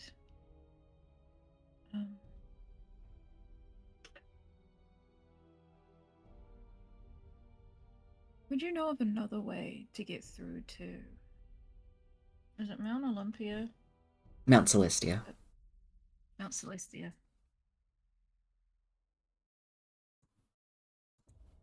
Please hold as I open my notes.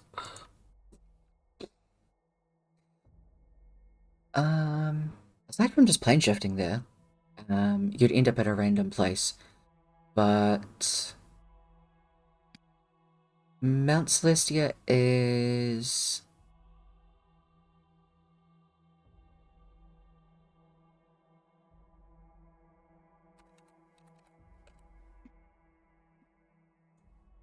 Mount Celestia is connected to the rivers Oceanus, so if you find a way to travel through there, there should be ways to, you know, travel upstream, because you'd have to go up. Otherwise, just jumping through rifts, but that's a lot more dangerous, especially when it's his plane, and he does seem to be the owner of a lot of the rifts that send people in random places. Is there a way to get in without him knowing? There wouldn't be. He owns the entire plane, he made it himself. Why would he make another plane for himself? To keep whatever's in there alive and trapped under his whim. Would be our gods? I'd say so. Oh no, I know. Hmm. I talked to them. Oh, that's good. Yeah, that's why we're trying to kill them, so we can get them out. Ah, okay. In that case, I doubt there'd be any rifts that send you to Mount Celestia.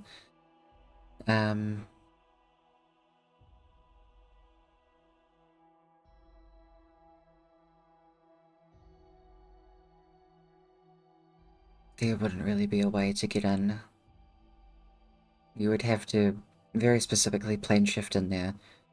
Or, if you manage to get in there somehow, he wants you in there. That's not good.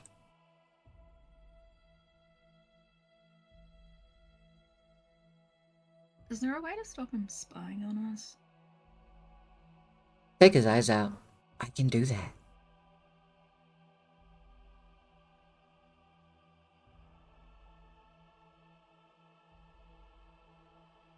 How long would it last for? He does have pretty decent regeneration. Wait, he regenerates? Yes, we'll do. Eventually. His would just be faster since his whole thing is blood. He's got a whole bag of it. He's a bag of blood? He is a bag of blood, yes. Yeah, that makes sense. Yeah, it's quite gross. In the same way that I am a bag of light. Technically. There's no way we can, like, get that blood away from her. What if we could stick that vampire on him? Ooh. A really big straw.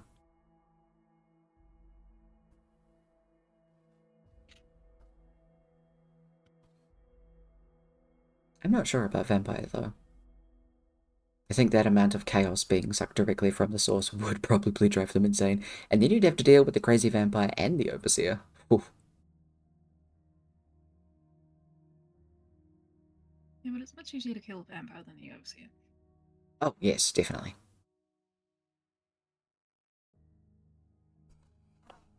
What would be the best way to lure him?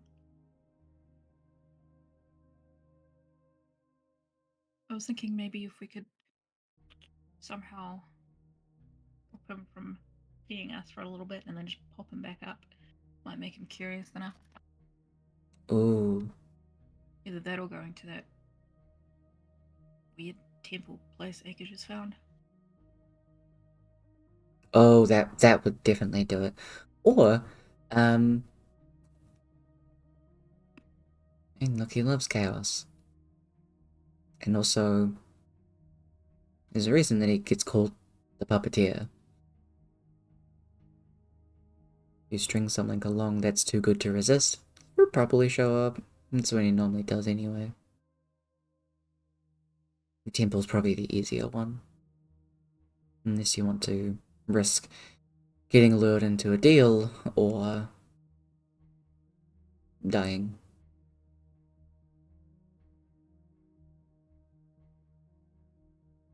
Is there a way to fake a deal? He would know.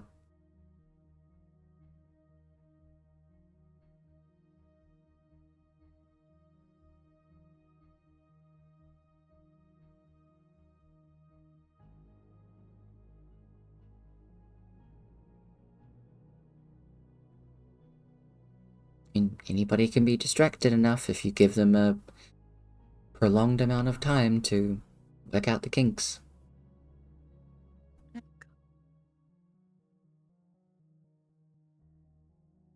I lost an earbud. Oh no. I don't know where it went. Okay. But you can still hear me. Oh, In found it. one ear. Very weird hearing you in one ear. Yeah, that would be. I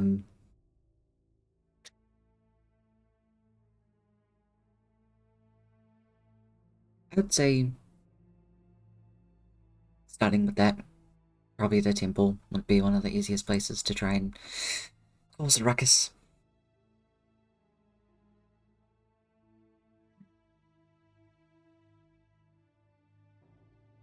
I think we'll have to try that once we've sorted out everything else.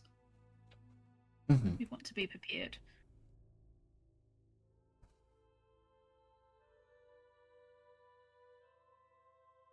That we can do.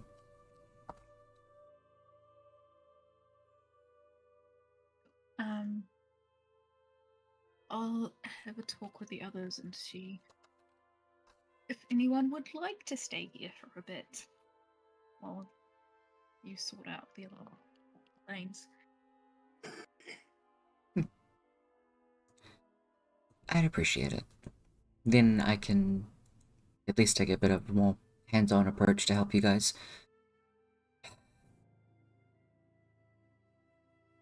Sounds good. Also, what are those vials? Oh, your wizard friend. Java? Yeah. You have him in tiny vials? Oh, his blood. It's not Styxed anymore, which is great. I had to do multiple different levels of light, and I did bubble a couple of them, but I think I fixed it. So I know which light, level to not use. Good. Hopefully that means he can be healed soon. Yeah, I would say so. Well, we'll go, and I'll send you a message. Okay, sounds good. And now you know how to get here. Just do warn me first, otherwise I'll, burn your eyes out. Okay, cool. Thank you. And just be good. See ya. You bamf out. Just goodbye.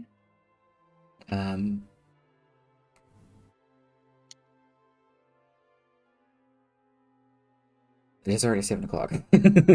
God fucking damn it.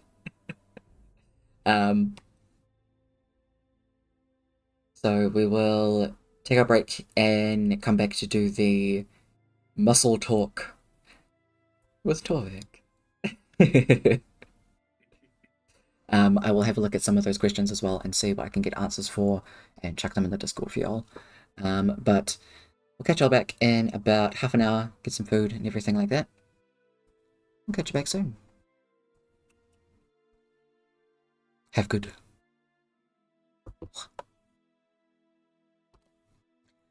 So we will be right back. We're just gonna get some food and all of that good stuff. So, stretch, do all those good things for everybody. Make sure you get some agua, and we'll catch you back soon. See ya.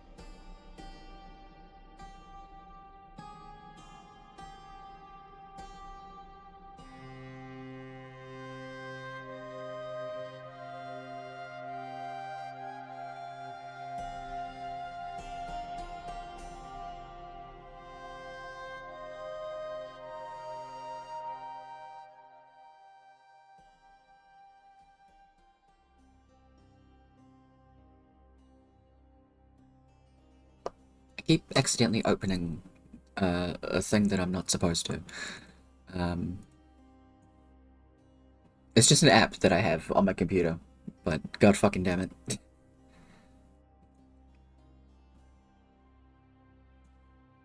I don't need Firebot open, go away.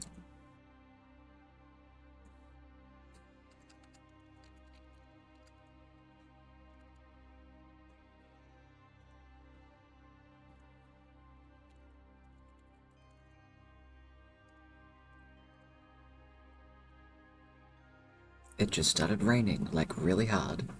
I now feel very bad for the pizza guy. As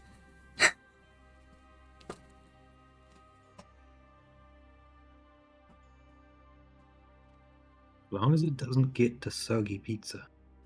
He should be fine. I can always chuck it in the oven. I can't really chuck the pizza guy in the oven to dry him off. Oh, seems a bad taste. Weird. Yeah. It's all about conviction, really. Yeah. Joke's on you, this house has been made of candy the entire time.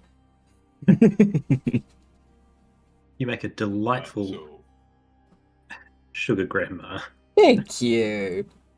Who was cooked last time? Rourke, right? Yeah. I believe so. Crispy. Right down to the bone, if I remember rightly. Hey, correct. Charbroiled. Ooh. Trauma boiled. Yeah. So after I tried to go for a walk after work at the lake I took that video at.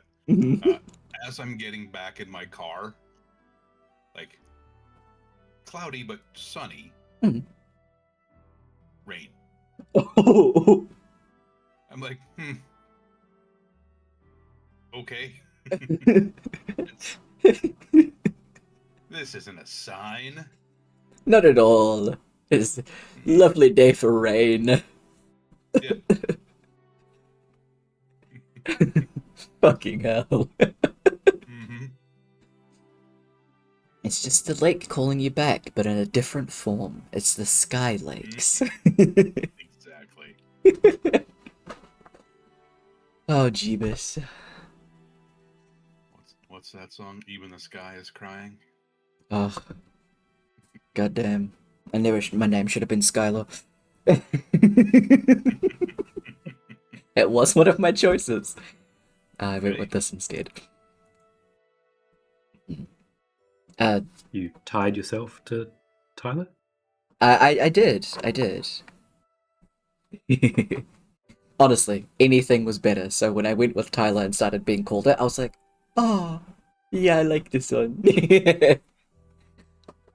Nice. Yeah. But welcome back. I will have to pop up for a quick second. Hopefully they follow the instructions to knock loudly. But we will jump back into the city where the Muscle Squad, Torvik, and Sharaska are going to talk to some nobles.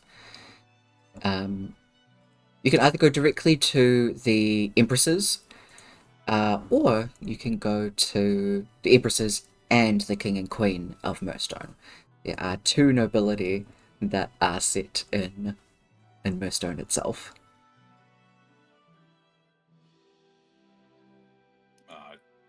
Torbeck would defer to Sharaska as far as which group to approach first or to approach them together. And just ask, what is goal for this conversation? You hear the voice resounding in your head. I do believe that the goal, at least, is to get supplies on our side as well as any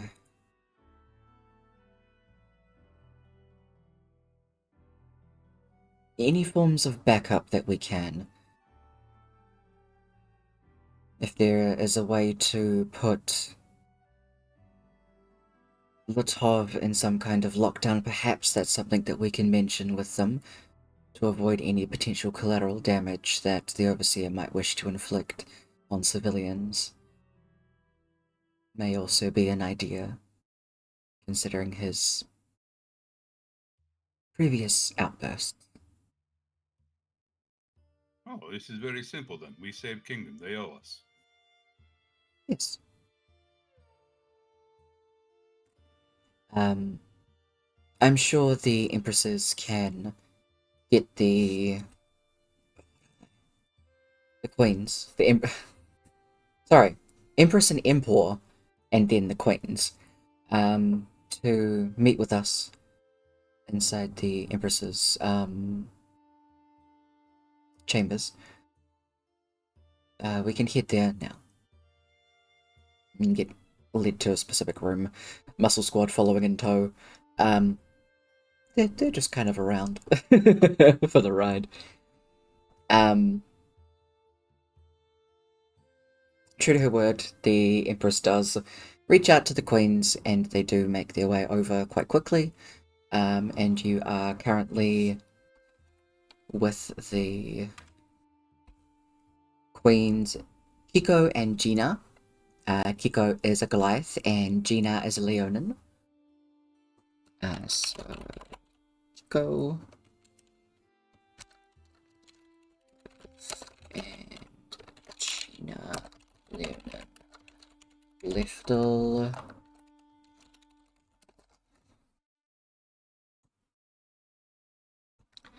And you also have the Empress Taliana, and the Emperor is a halfling called Ekine.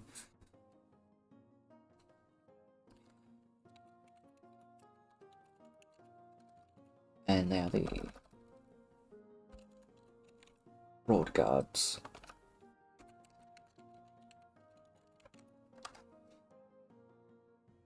I did that in a terrible order, easy, sorry.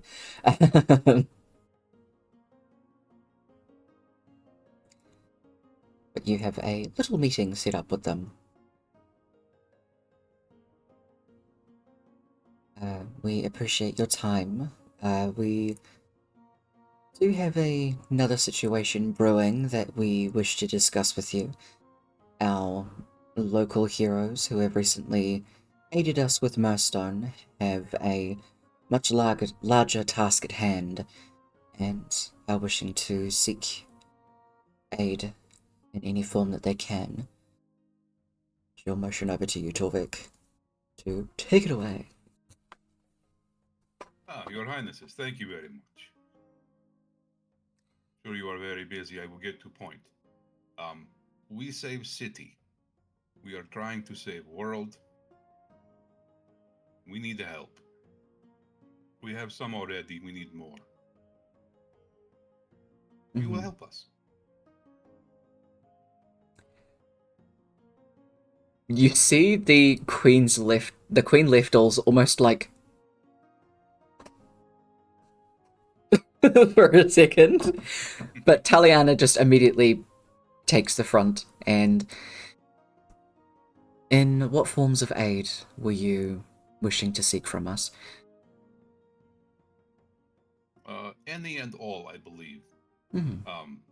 Trying to set up perhaps areas of protection for your people who we recently saved it from being drug-addled masses, destroying everything.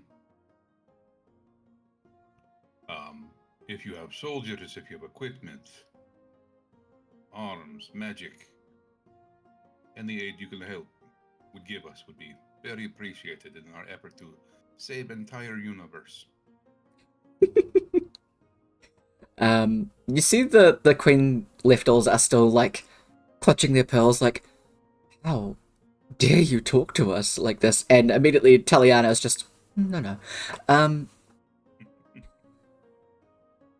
What we can do is we can start with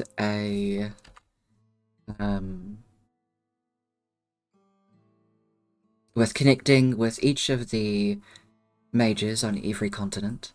They would be able to rally the people together as well as the nobilities to make sure that the safety of the people of Latov comes first. After that, we would be able to not enforce, she wouldn't use that word, seek aid from the mages themselves, and they would definitely be a significant amount of manpower. A significant amount of power, we'll go with, to aid you in this cause. In terms of soldiers, depending on the creature that you are faced with, would it be useful to have, perhaps instead of commoners in the military as such, we can seek aid from the guilds, the higher rankings of... Where the fuck is my mouse? Hello? There it is. Ah! We can take aid from the Vindicators and the Exemplars, the Gold and Platinum rankings from the guilds. They would be more than equipped to help us with this. Sorry, help you with this. As they are incredible fighters, as well as have very capable healers, casters, and everything that you may need. Will that suffice? Yes, that would be most excellent. Yes. We You can- like look at the queens and then like not turn away from them completely, but definitely like turn his shoulders to focus on Yeah. the Um, Empress. Be There's like, no fucks. The Sharaska who is like sitting next to you, she is very pointedly like making herself known, but will give a look to the queens before directing her attention towards the Empress. The Emperor who is like writing stuff down next to her, does speak up and say, while we can have a look over the, at least in Murstone for a start, to see what items may be useful for you, in terms of specific needs that you require, perhaps letting us know by day's end, then we can procure a list of items and such that we may have at our disposal. Unfortunately, the Reliquary's base is no longer existing, so a lot of those higher tier items wouldn't be as accessible, unfortunately. However, the Archivist League does have a fair amount at its disposal, as well as the tuning forks to go to specific planes if need be. So those could be very useful to you all instead of having to procure your own. Definitely save some time. I think trading in terms of equipment rather than monetary value would be much more useful to you all. Would you agree? oh yes, very much. Money is kind of pointless when you're trying to prevent cataclysmic end of everything. We agree. 1 second. Oh, I fucking love Torvik.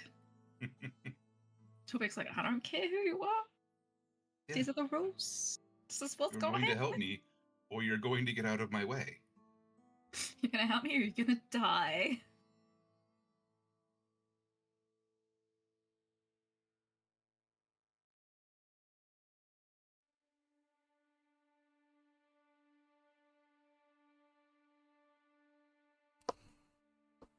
Okay, so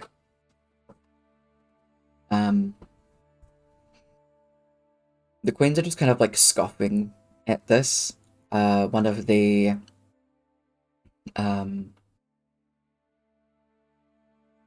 both Genna leans over to the halfling Emperor and just kind of murmurs, "How do we know that they're being forthright and truthful? I mean, they might be just using this against us to try and get what they want." You do definitely hear this if you wish to interject. Torbeck will immediately cast Zone of Truth. Okay. Go ahead, ask me a question. Well, what is it that you're fighting? A being called the Overseer, the embodiment of the plane of limbo, who tried to take over, well, everything. He's already killed several of his siblings, who are other planes.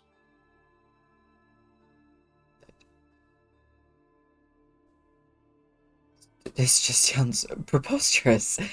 And again, Yes, it's crazy, Ask your child. but it's reality.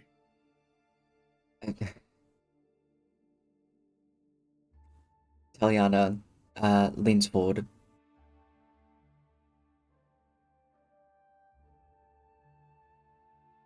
Can you ensure your allies' safety in the upcoming battles?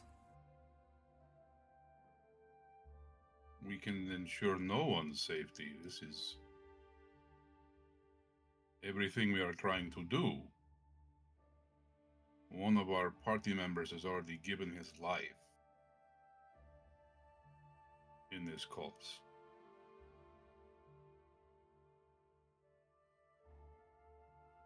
No one is safe.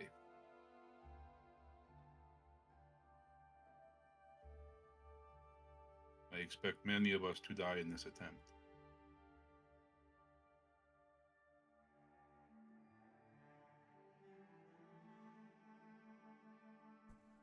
I, myself, will take part in Oscar's part. Oh my god, words. I immediately was going to say I myself will oversee this, but after what was just said, she would not. Fight with you. Yeah. I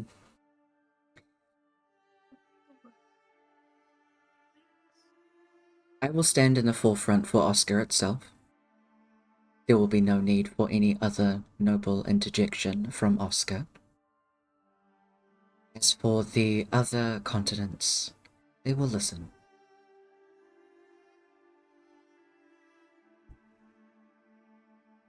It fills me with a sorrow to know that you have already lost one of your own, and that there was nothing that we could have done to aid you beforehand. I hope that in these efforts currently, that this will bolster your likeliness of returning. Wish you everything but the best. We will begin all of those immediately. Very good, thank you.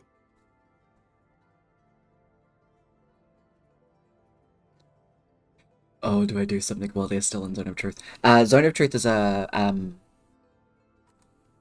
charisma save? Do it. I think so. Make them fail. Make them fail. Well, they're not going to roll high enough. What is your spell save DC?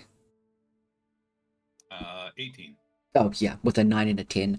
There's modifiers, I'm sure, but they're technically commoners, so I don't care.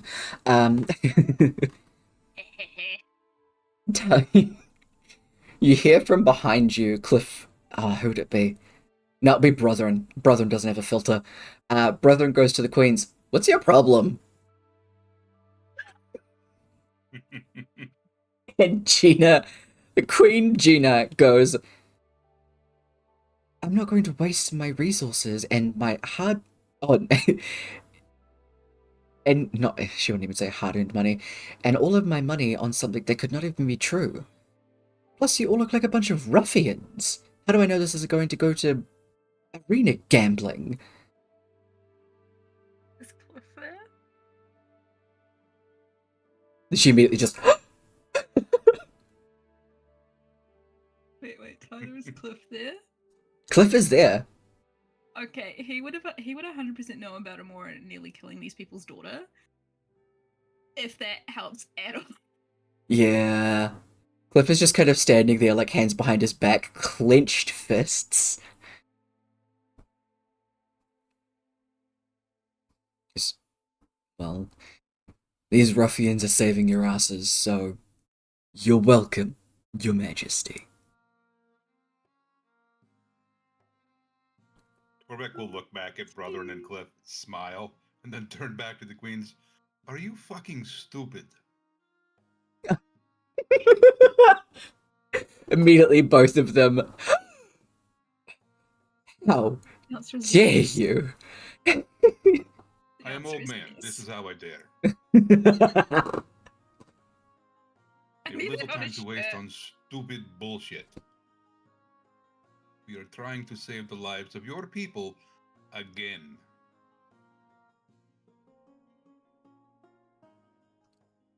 Taliana turns to them. You can tell that she willingly failed the zone of truth, as did her partner. Whereas the queens tried to avoid it. Taliana just turns to them. I never enjoyed your company. You are dismissed.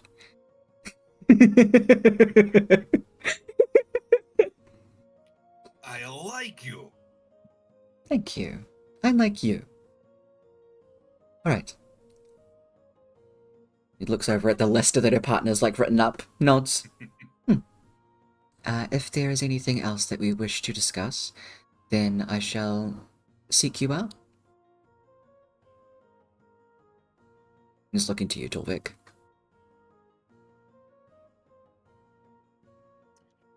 Look over at the queens again.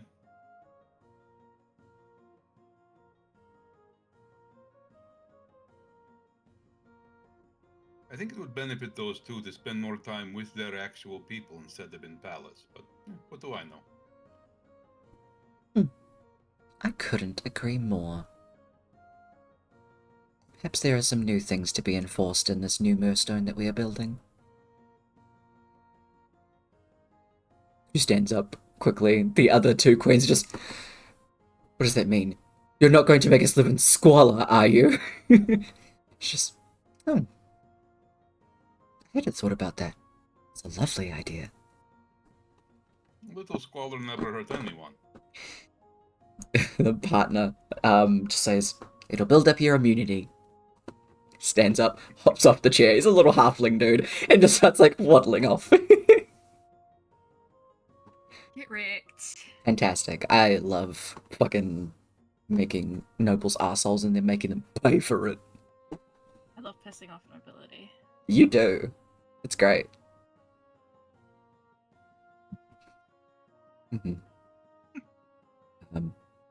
As the queens start to exit, Cliff, under his breath, will say, very glad your daughter got out while she could. The two of them just red-faced leave quickly. Have the day you deserve. Ooh. Oh, I love that! Get wrecked. Oh. Good. I love that. Do you have any space for inspiration? Have you used any yet? I do. I used one. Alright, well, you have full again. So I'm giving you another one for that. That's fantastic. Have the day you deserve. Wow. I'm gonna have to use that on fucking some co-workers. Oh, absolutely. And you can say it so nicely that people think you're wishing them well. Absolutely. Can I get on a pin? Do you think if I wore it to work, that'd tell me off? Ooh, I don't think so. I mean, I'm not saying that I know nurses or hospital staff that have, it as a badge reel. Nice. I have some connections to make. Fantastic. Also, Kev, I showed my partner your video of the lake. She laughed. And then she asked if you were okay. Actually okay. Oh, no, absolutely. I did the same thing just before stream started. They just went, oh. Yeah. Yeah. I did not. I was in Todd's stream earlier, and I'm like, hey, if you guys want to see any people potentially get weepy on the internet later, we're got Tyler's game tonight. Hey. All right, I gotta go take a nap. They're like, all right, man. Like, you'll be okay. I'm like, no, this will legitimately be a good time. Yeah. Just, the sads. Like, I genuinely love this group in the RP. I have to go curl up in a ball and cry myself to sleep, and then I'll wake up for the game. Yeah. Yeah. It's an And average then turn day. my alarm off and immediately fall back asleep again. No, it's fine. Look, I've done the same thing at your game. It's okay.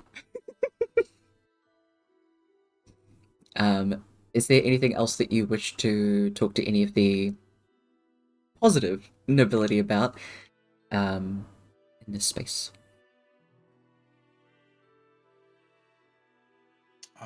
Just talking about, like, you can set up, like, areas of magical protection. Like, I don't know what it would take to get, like, a magic circle drawn around a city. That would take a long But, time. like, like circles of protection could be incredibly useful in the future. Tyler, would they not already have plans in place for this sort of thing? Like the previous campaign? They have ways to get people out of the city into safety. That's what the mage towers are. That's why there's one in like the major cities, and then people move like towards them, because that is their way out. This is a thing I've never actually talked about. So the mage towers themselves, the bottom part of it is where the circles are, because the lower part opens up so that people can from all sides come in and into the circle, where they are teleported to a demi-plane that the mage has made for the safety of the people. So yeah, there's just like a little bit that opens up, and then there's the rest of the tower that just like hovers above it. That's brilliant, and I am absolutely stealing it. That's okay. Last campaign?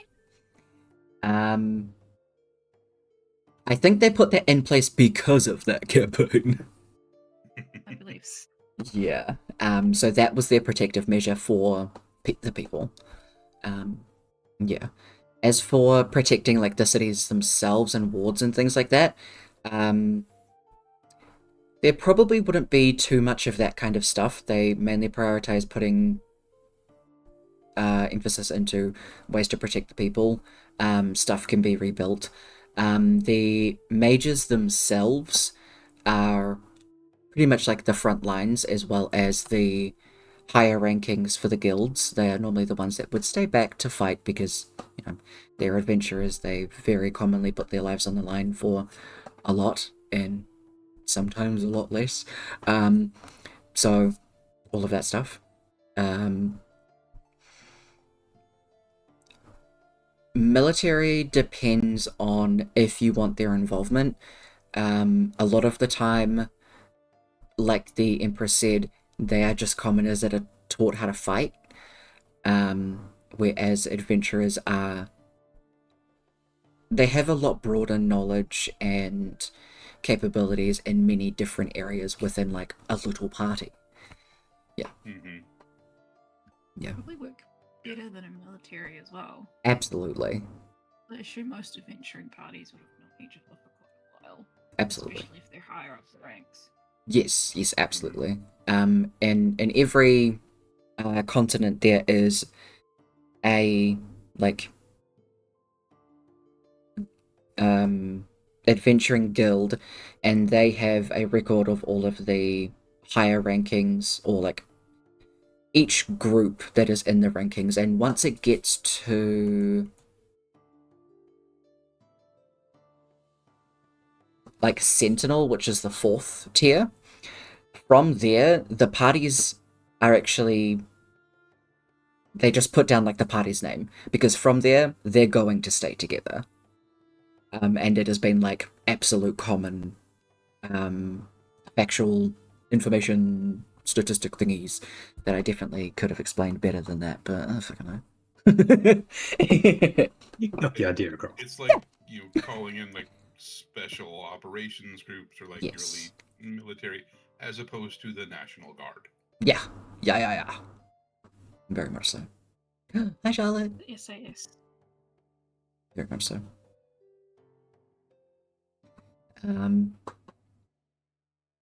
So yeah, they'll get in contact with the Vindicator and Exemplars, which are the gold and platinum ones. Unfortunately, the one that I have in here, the WCC, I think they were all part of the reliquaries. They're probably all dead, unfortunately. Damn. Yeah. They're not a very common one in different continents. That's pretty much like a Murstone specific thing. Yeah. But you'll definitely have all of those at your disposal. And I'm gonna have to do a fair bit of research to find ways to bump up some character things.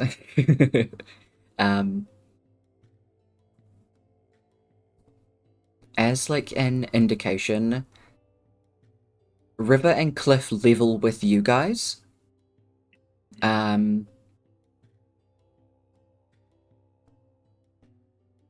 The Cosmic Seekers will now level with you guys, because they were level 15. Now they'll go up to level 16. I need to do that though. And the Brass Coyotes pretty much level up when you do, but they aren't actually very high level. They are currently only level 12. So they will be underpowered, considering all of this, just as a heads up. Yeah, so as you guys level, they will, but just a fair amount back.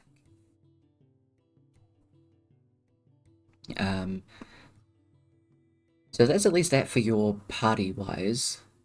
Everything else that you have at your disposal, I will look into get actual numbers and amounts of things for it. Roll up some bullshit things for the Golden Platinum Adventurers Guild. But is there anything else that Torvik would like to do regarding talking to people, getting some backup?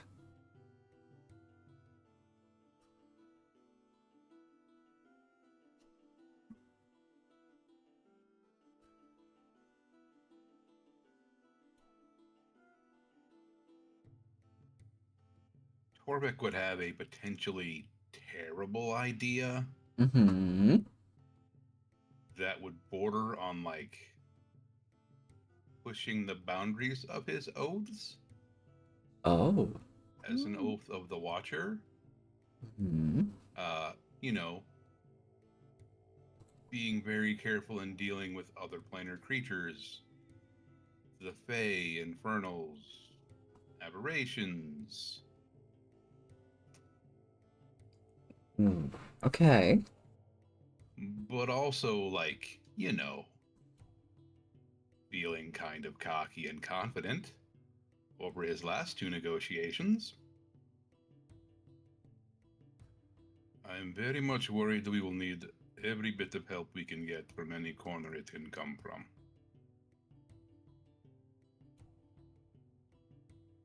We have enlisted the aid of the Fae. There are other beings from other planes who also are very powerful, but very dangerous to negotiate with. Oh. What if River talks to her hot patron babe? When dealing with the Fae, we were dealing from a place of power. I do not feel you would have that same leverage. But if small girl with knives can perhaps ask her patron for more assistance, that could potentially be very helpful.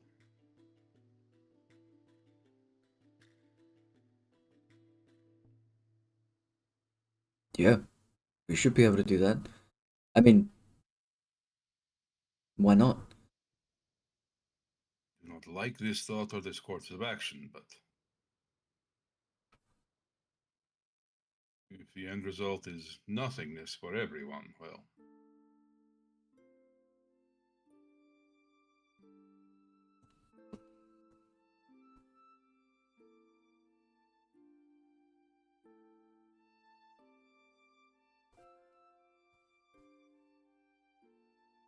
Yeah, River's the only warlock. Now she's the only warlock. Yeah. Ow. Yeah. We're gonna take like a level in Warlock. Yeah, everybody just pick one, pick everything. We'll just become more patrons of River's Yeah. patron. hmm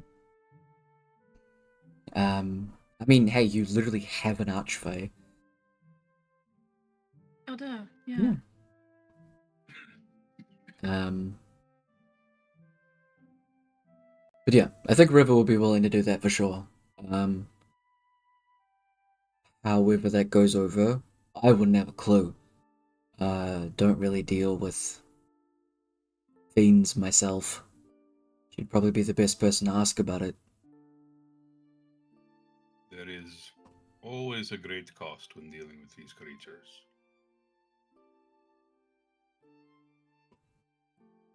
But what is one soul weighed against everything?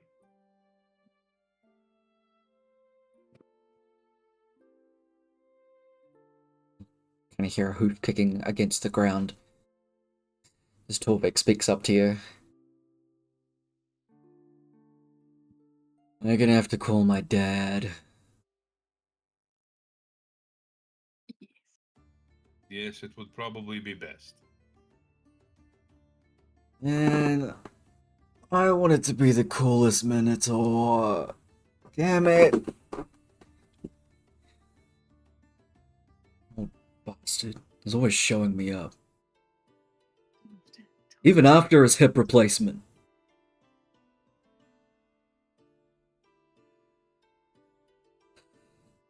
He is old man. You are still very cool. Jeff's like pops up a bit. Yeah, you're right. Alright. This might be something that we have to do, Kev. How many members of Torvik's old adventuring party do you think there are? Ooh. There probably would have been like 4 or 5 total. Okay. Just kind of filling out all the standard roles. Mm-hmm.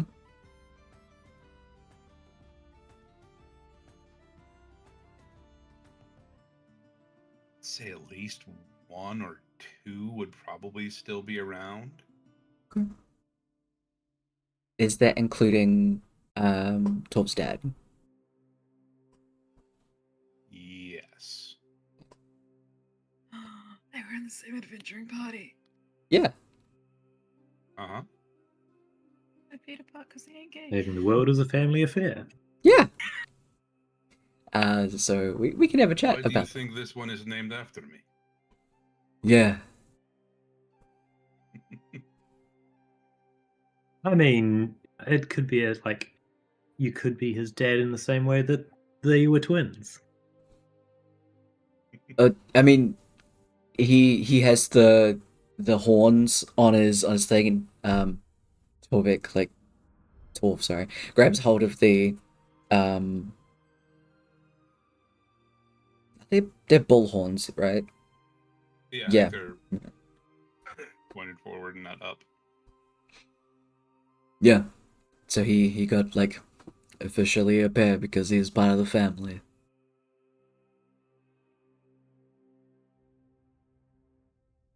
Yeah. I'll say this is being said when everybody rejoins back together in Sharaska's room. Okay. Mm-hmm. So I can call Pops and yeah. I was just like, get to see your dad again? Yeah. He'll be excited to see you, though. You do all this, like, cool shit. You'd be pretty happy with that.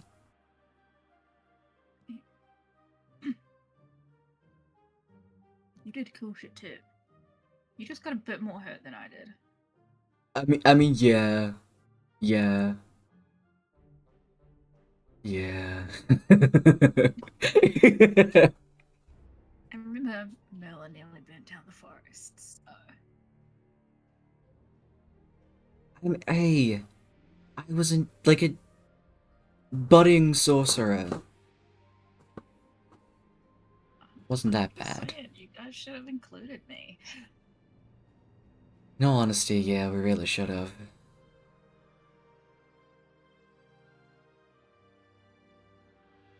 To find out where the fuck I put Dad his never name. knocked on me, so... Yeah.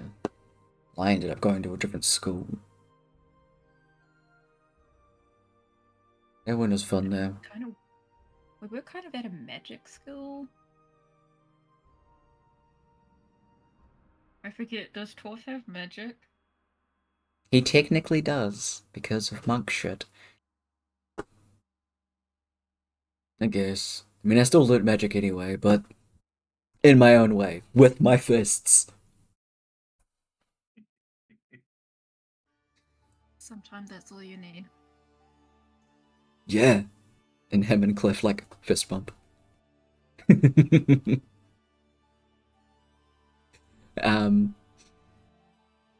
With everybody back in the room, you can pitch your idea to River in whatever way you see fit. Yo, River! Hit up that hot mama demon lady. Hit up that hot demon bitch in your area. I wanna see her again. Let me holler. Let me holler at you. Let me holler at her real quick. River, like, thinks it over. I don't know why I chose this. We're just gonna go like that. I mean, I can reach out to her and see what we can do. What's the end goal of talking to her? Because she'll ask questions, and if I can't give her straight answers, then she won't be happy with me. I prefer to stay on her good side.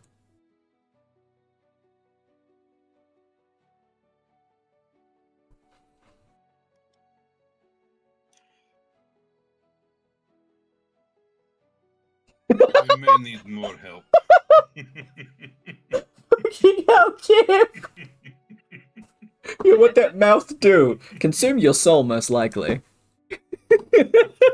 I feel like my screen must have paused because I missed that completely.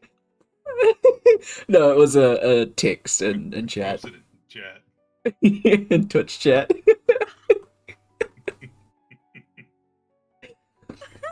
Oh, fuck. Fantastic. All I've got stuck in my head is, can I have your number? Can I have it? Can I have your number? That's so old. Fuck. But yeah, I can at least try and reach out to Lady Fiona. See if she can talk to her father. But they're on the 4th layer, so depends how much lower you want that to go. I would prefer to involve as little as possible. But getting any aid that we can may be better than none.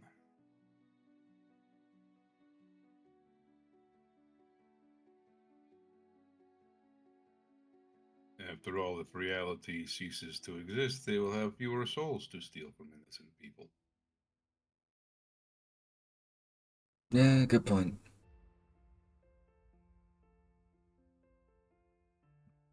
Alright. I'll see what I can do and get back to you. If it means a meeting in hell, hope you'll tag along. I wonder if the I Styx don't- River ferryman would be interested. Hard to tell because he never said shit. What are you talking about?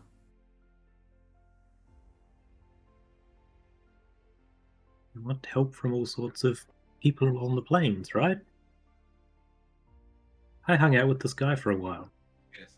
Good listener. Huh.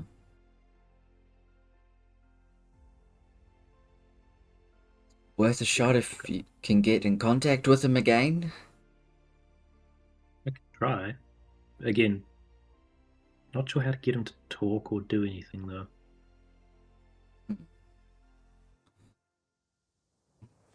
Like Torvik said, anything's worth a shot.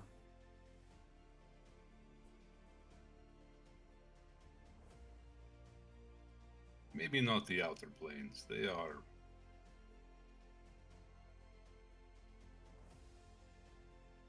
weird. Mm-hmm. We're weird. Yeah, that fit in. Exactly. I'm saying they're weird. Yeah. But if you go to hell, can I come?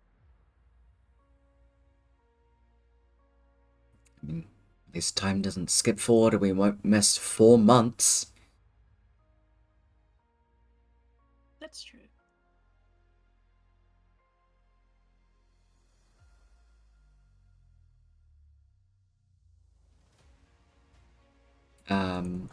I will...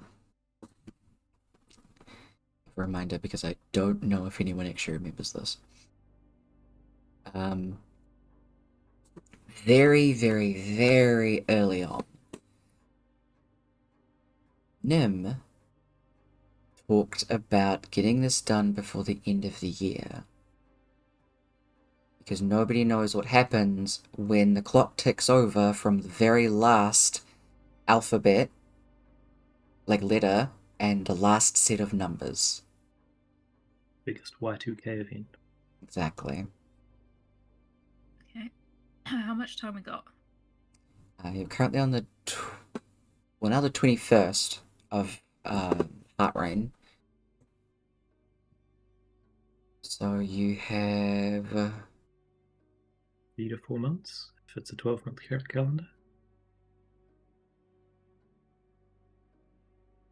You have 10 weeks.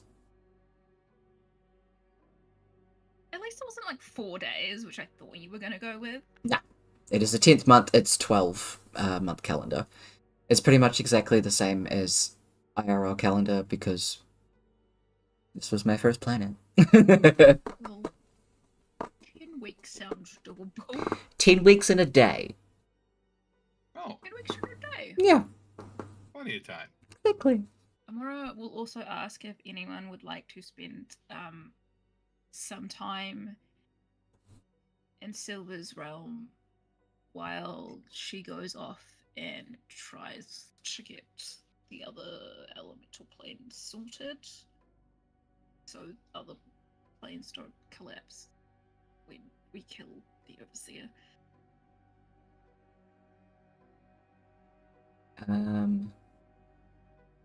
I'd say the coyotes would be the ones to step up for that. Belga would mention that he's going to be working on his Beholder Eye project. That is definitely something that he is going to be doing with the shackles. He found a way to merge them through his research in a way that the wearer would be inflicted with anti-magic. He just has to make sure that the eye can't be pierced out or removed, because that would nullify the effects. So reinforce them enough that they can't be tampered with while the user's wearing them. So he's going to start working on that pretty much immediately. He just needs a beholder eye. We need to check the Adventurers Guild, see if they've got a beholder eye. Oh yeah. Harbour will also, at some point during this, like, hey, Amora and River, I need people to hold my orbs and blood if I die. And the last... You know how you fixed me up that one time, River? Well, there's a next step if I go all the way.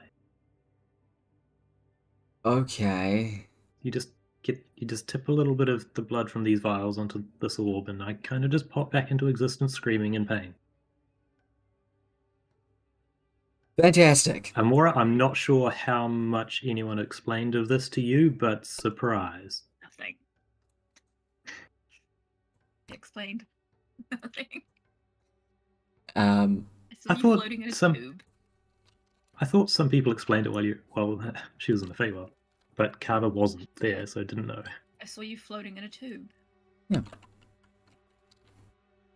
Great. I am toothpaste. But also, it looks like Scylla has finished her experiments with radiant and getting the sticks out of your blood.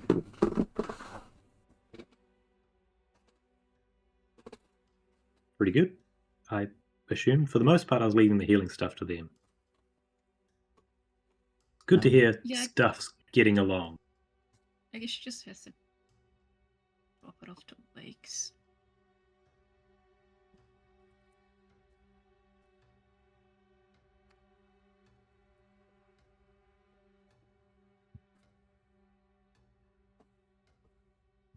How many orbs and blood do they each get? Because you'll need to put this in your inventory, so we remember.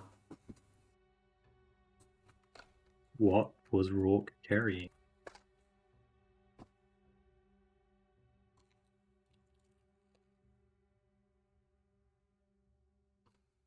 Do I have notes on how many he was carrying?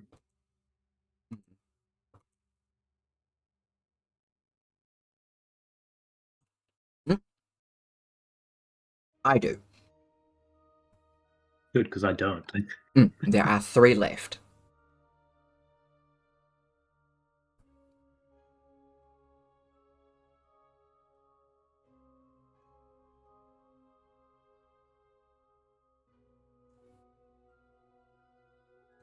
He'll hand the third to Leaf.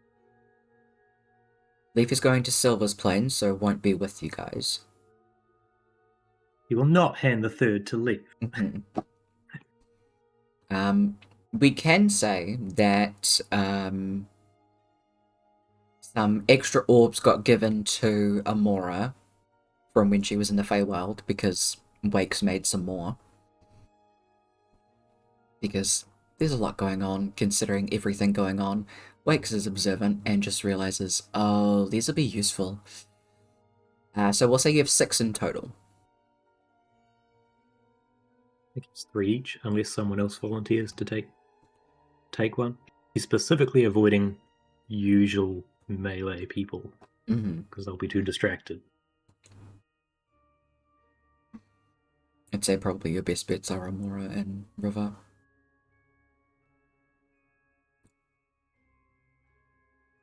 Also, River has already been intimate with the healing process. She's been briefed.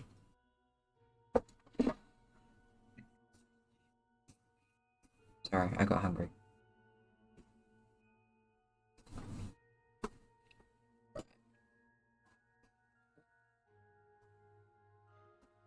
Cool. So, Amora and River get 3 Kaba Bloods and Kaba Orbs each. As a reminder about those orbs, you can use, like, you do it as a part of one action. So it's like action to orb and then pour to... oh my god, words, Tyler! It takes a round. Bonus action to pour, action to orb. The longer you wait, the more damage that original Kaba takes. So, if original Kaba dies, the other Kabbas won't come back. And this is all dependent on the amount of magic that Kaba has cast. So, ideally, doing it quicker is the best way to avoid pain for Kaba 1.0.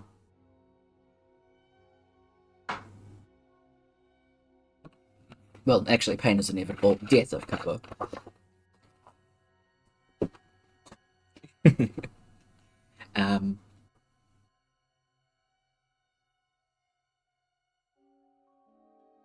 Bo will ask, when do you want us to do that?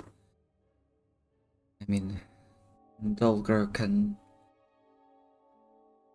probably stay behind to work on his invention, and maybe we can take Brodwin or somebody else from the Seekers, just to aid us in the melee front.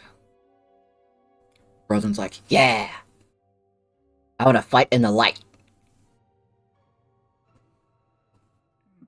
All I gotta do is pitch Silver and she'll come get you. Light, fight, light, fight, light, fight! Bo just... Can I change my answer? Can I change my answer?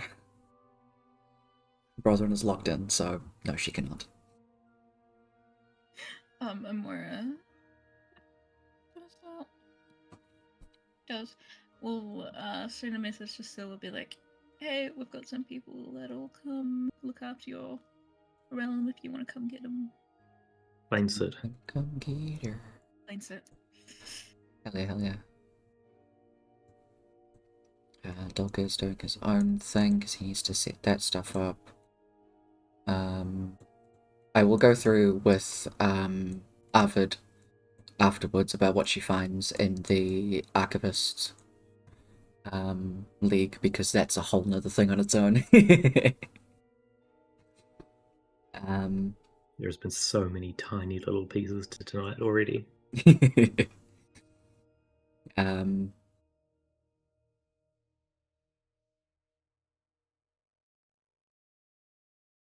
Torv grabs Torvik and Amora and what's that Kaba as well? I feel like he wants to introduce Kaba to his dad, because it'll be interesting. So Dad said that he's gonna be at the guild, and if we have to go to the guild to try and get this Beholder Eye, maybe we can do some asking there. If anybody else wants to come with to try and get a Beholder Eye, we appreciate it. But we're gonna go meet him. Wait, who did he bring along?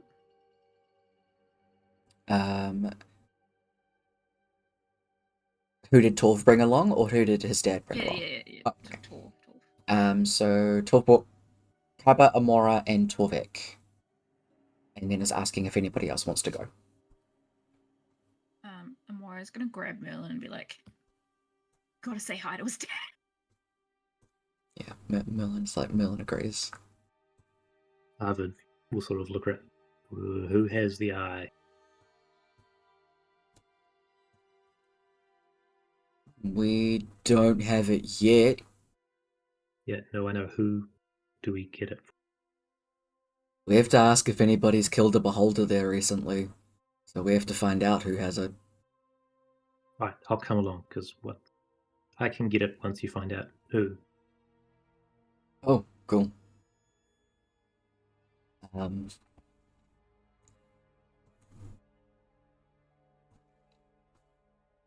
Dad did say that he got in contact with one of your old pals, one of the ones that's still around. Hasn't heard back just yet, so we'll see how long it takes for them to reply.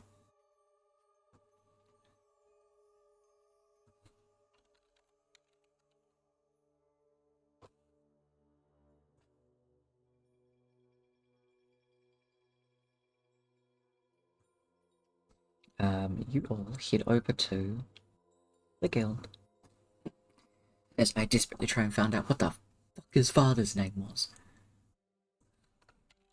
Torven. Or I his, have. and his dad's Torvet. name was just Mr. T. Yeah, it absolutely was.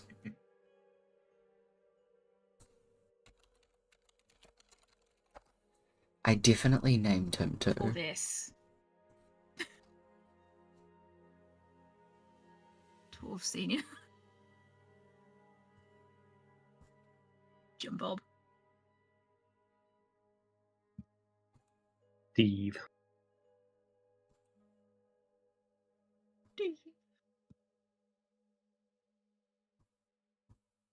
Chad. Fucking Chad. Ah! No! I mean, that would explain why he constantly stands his son up. Oh my god. He's a Chad.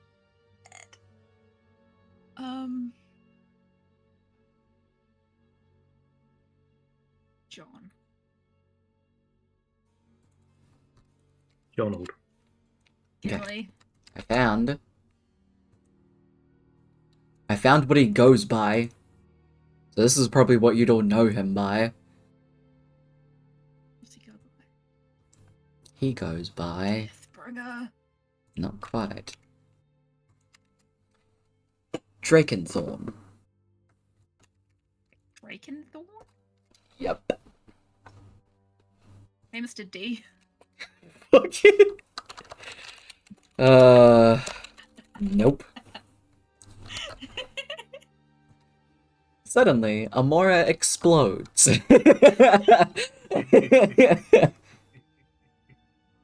And the siblings are no more. R.I.P.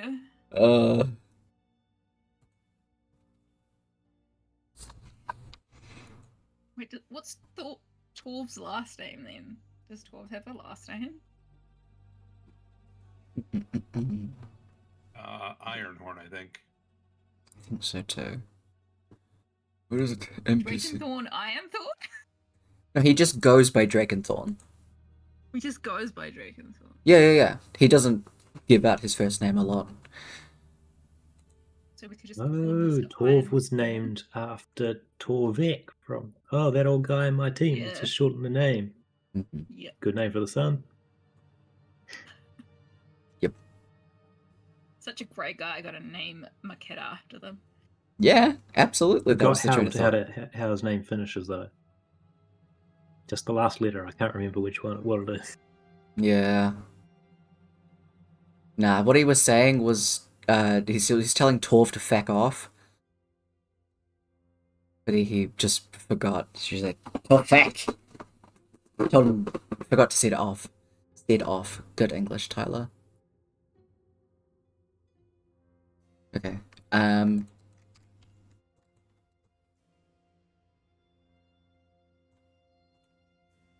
Although, Torvik, you know him as Geomok. Jim.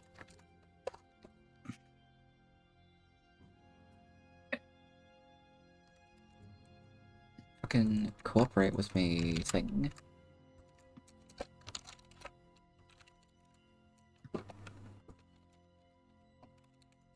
Geomok Ironthorn. Dare you to call him Jim.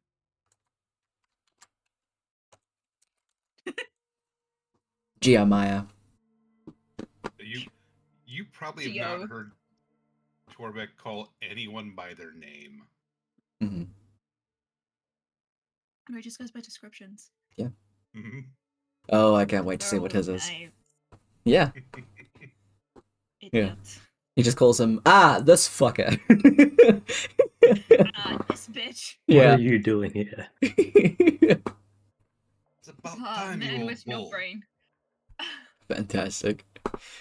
So you do actually approach, and you see in the distance, way fucking bigger than Torvik. Than Torv, sorry, who stands already at like just a little bit over 6 foot. This Minotaur has got to be at least like 7 fucking feet tall. And he is bulky. There's like little strips of like grey and his black fur. But one of the horns is like cut off, and there's a pointed bit of iron that's in there, and a couple of rings that are in the other horn itself. As he stands outside, kind of looking around.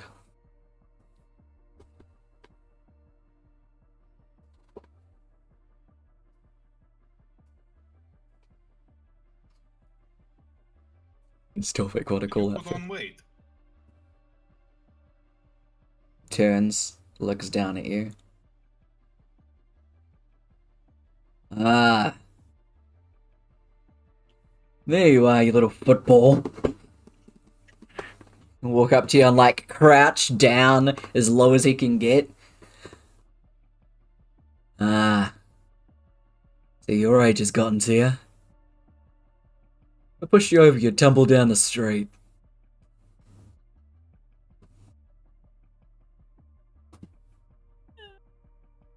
Ever since that one fight where I had to drag your ass up a hill, my hip has just not been the same. And Torvik will sit down on the ground.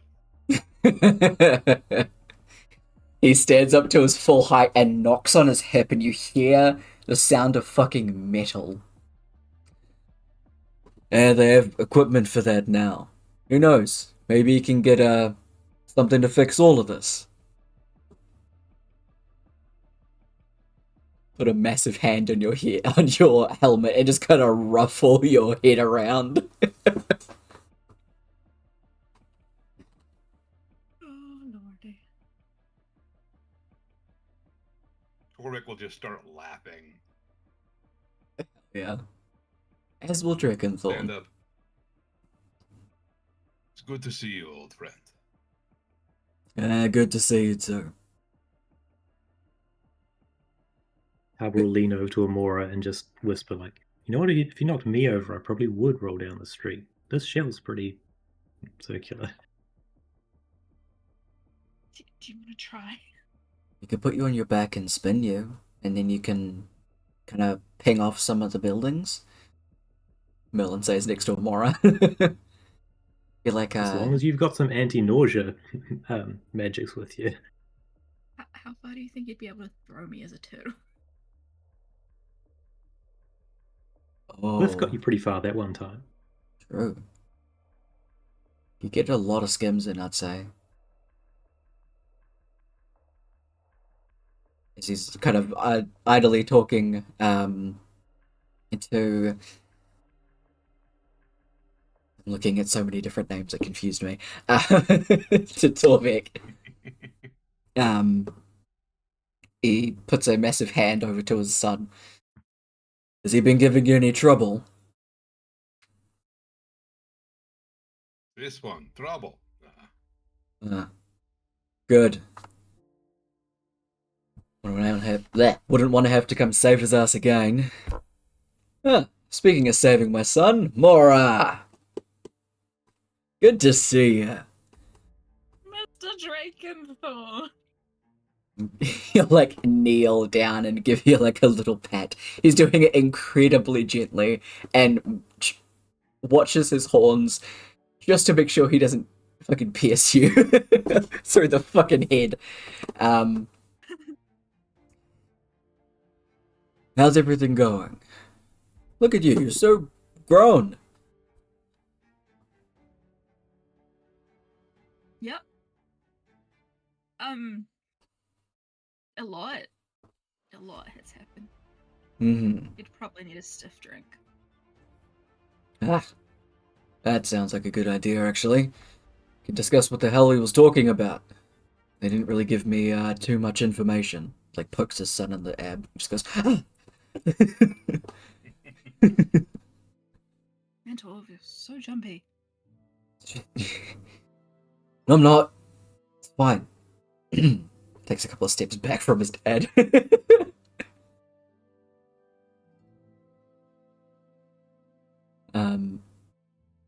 Melon says, we just have to go inside to talk to a couple of people. We'll be back in a couple of minutes. Puts an arm around his son. Alright, you can start filling me in on what's going on. Pats his son on the chest, he goes, yep, sure thing, Dad. Significantly less, polite and soft than he was with Amora.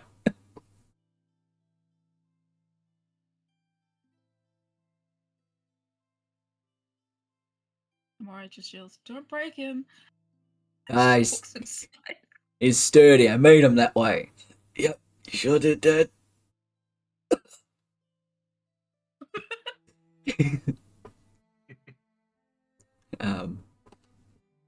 Everybody can head inside. As we wander away, Cabra will once again lean into probably Merlin this time, just sort of another whisper. He looks like he'll be a big help. Yeah, he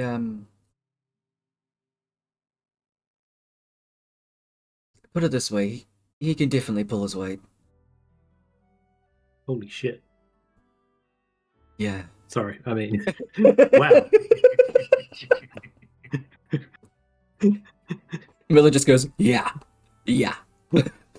I know. You know, you don't have to be scared of him still.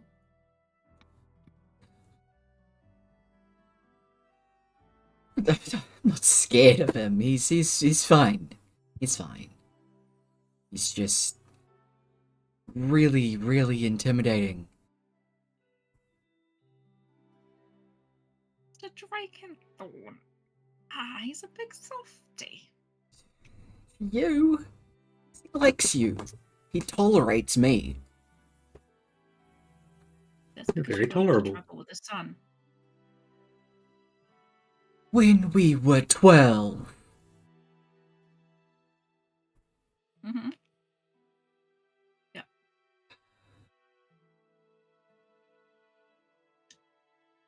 I'm sure he's gotten over it. Yeah, sure. Head up to the guildmaster, who is kind of sifting through some paperwork, getting some coin on the side as well, multitasking. Where's my Discord?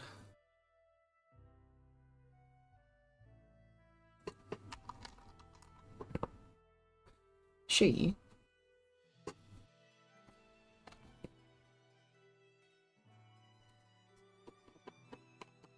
is a half-elf. Hello. How can I help all of you? Is there something that you wish to seek? The quest board is over there and goes through like the normal spiel of everything about the guild itself.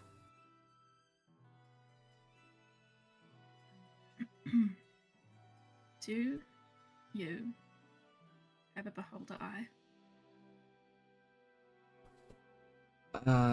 We might have one, I'm not too sure. Normally those that go and fight the creatures, they need to get to hold on to the parts that they take. Unless the quest offers, say specifically that they need to hand it in. Lean back. Says in a different language, if any of you speak Elvish, you would pretty much just hear, "Oi! We got a beholder eye back there? Double check." Do speak that. You do hear her say that.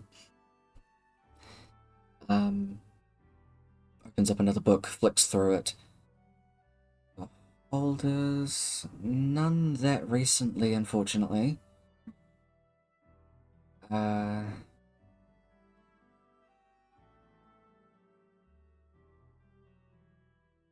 No one that was sent out for anything, or at least that have reported that they've come back with some. If we don't have one here, then your best bet is probably one of the magic stores. They do normally get items sold to them, and they keep a very good stock. It can be used for all sorts of magical items, so that would be one of the best bets. Who? Because you kind of cut out. Sorry, a magic shop. I am really far away from the mic, sorry. I'm also remember, why didn't we think of that?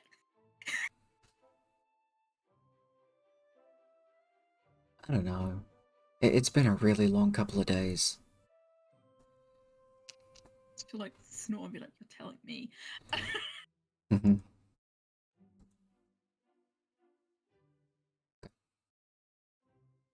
We hear a voice in the back.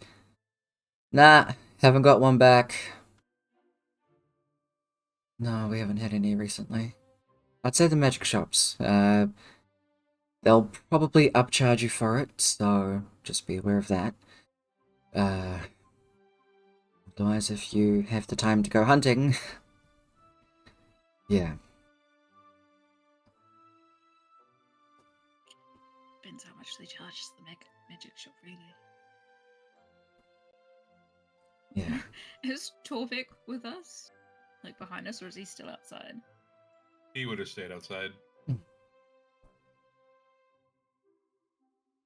Really need to ask Torvik if Empress might buy it for us. Yeah, cool. Thank you. No problem. Go through. Gets a letter, like, pretty much like not long after, and you hear an Elven again out to the back. We need to send out an urgent letter.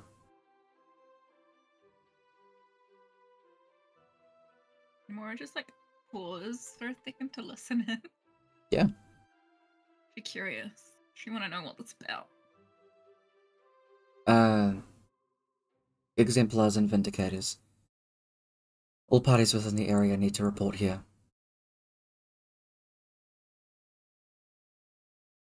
Give them a time frame. No matter what they're working on is not as important as they think. Empress is asking. Well, that's getting underway. Mm-hmm. Walk outside. It's only been a couple of hours as well since Torvik spoke to the Empress, so true to her word, she's fucking onto it. Amora will go up to Torvik and be like, "Hey, do you think the Empress would buy a beholder eye for us?"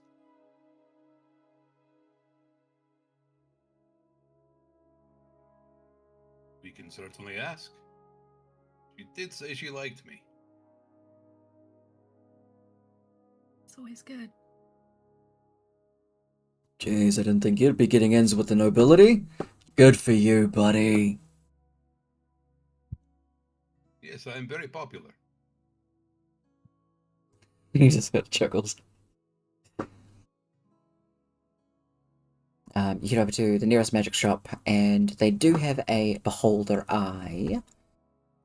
I bet it's gonna be stupidly expensive. Let me open up my monster harvesting. 10,000 gold. Wonder how Actually, long they take to decay. Didn't we find one in a cavern a long, long time ago? didn't we Not fight sure. a beholder? You did. Yeah. We did fight a beholder.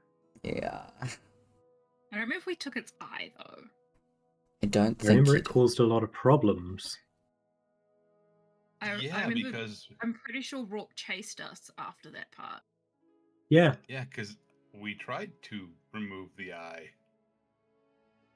That's Yeah. And I might have popped it a little bit. That's right. Right. Yeah. That's what happened. Why Rourke So the- chased us. That was in the mine. Mhm. Yeah. And then we had to make him unconscious. Yep. Nighty night. The place that you go to, you get the price for the beholder eye is 14,000 gold.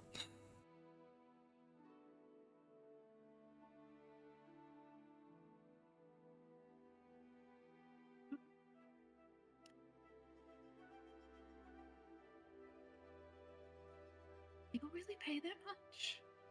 They're very sought after. I do normally give a very significant sum to those that bring them in.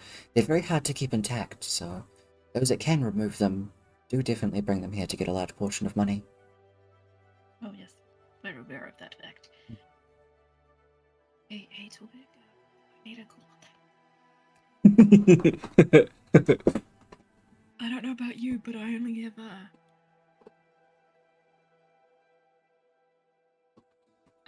77 gold. Torvik will look at the shopkeeper. I can give you 500 gold right now.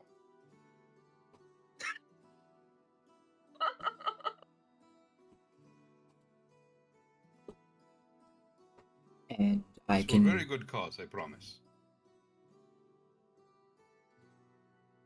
For that amount, I can give you a sliver of its...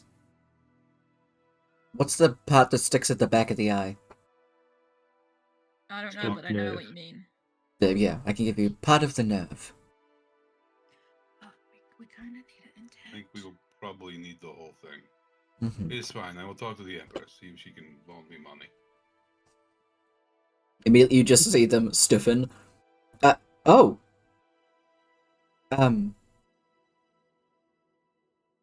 Give me a persuasion check with advantage. Let's go. Wait, do I have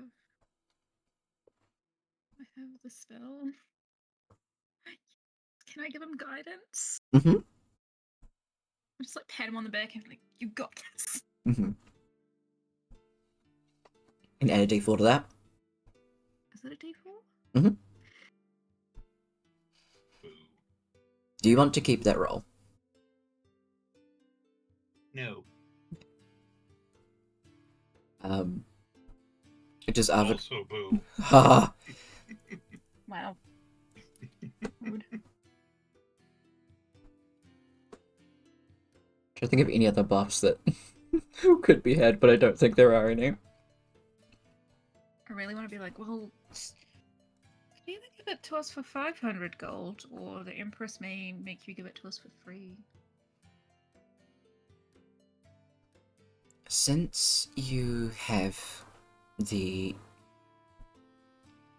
Empress on your side, how about we put the 500 as a down payment, and we can give you the eye, and as long as the rest is returned, then sorry, the rest is paid, then I see no issue here.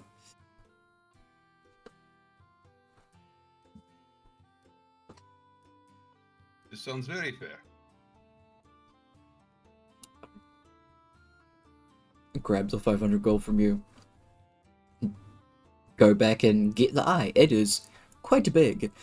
It is in a large cooler that you also get given as well, so that it doesn't just immediately fucking dry out and go gross when you step outside.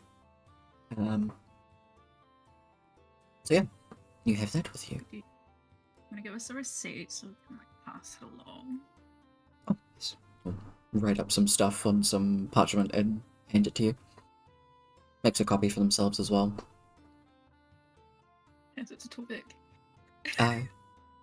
Can I have a name to put down? Torv.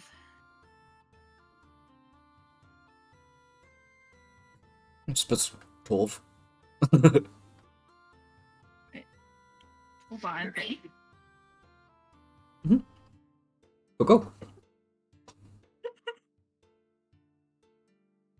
You have a beholder eye. Sick.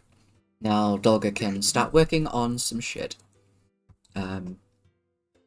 He will be taking his sweet time with it, so he won't be done with it too quickly.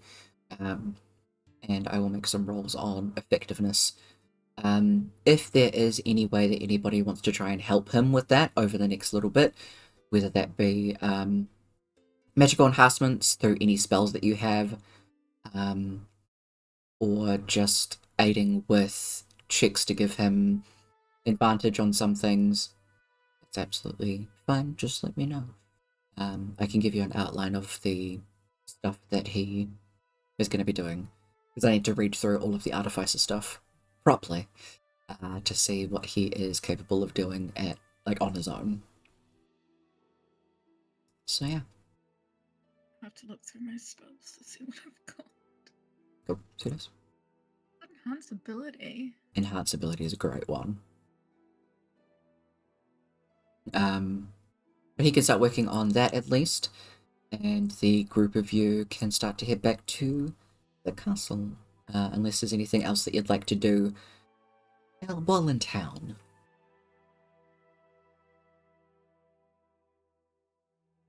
No.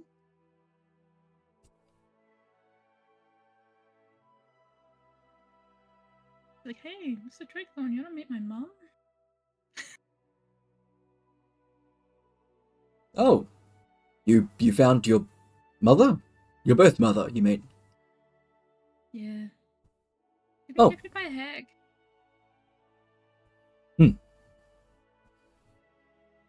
Suppose life can't always be straightforward, huh? No. Really wasn't. Turns out our adopted father was a changeling. Tricky creatures, those. Tried to drown me in the Feywild.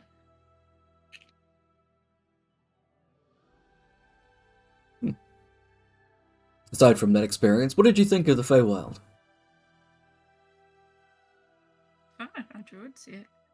They were cool. No. Very good. You just kind of step forward. Or, not step forward, step back a little bit, with you. Merlin does, like, fall on foot. I noticed your garb, and asked Torv to explain. I am deeply sorry for your loss.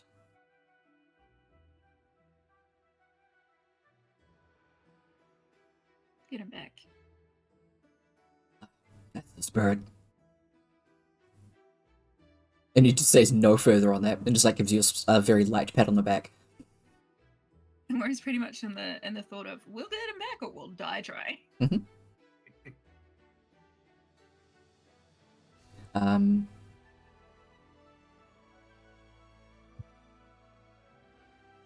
Trying to think if there's anything else.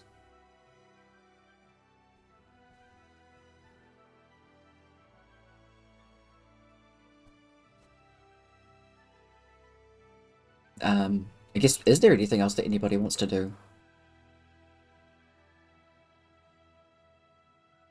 Torbeck would just go talk to the Empress. She immediately, like, sees the receipt and is like, oh, no problem. How much did you pay? Like, oh no, she reads it because it's written down. We'll pay for it in full and you'll be reimbursed the 500. No problem. Thank you very much. I love this woman. So you can keep the 500 gold on your person. You can see she is... Good, because that was all of his money. Yeah.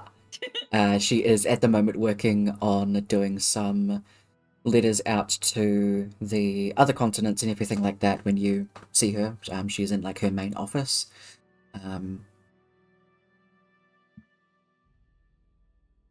You can see there is a massive pile up against one of the bookshelves that is very tall and has like 4 stacks of it next to it.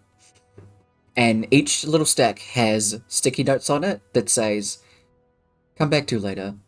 Another sticky note, when the world's not ending. Yeah. And she's just like currently has her desk very set up for what you've talked about, because you can see different stamps and things like that, and different emblems as she's going through those, and also doing like some accounting. You can hear like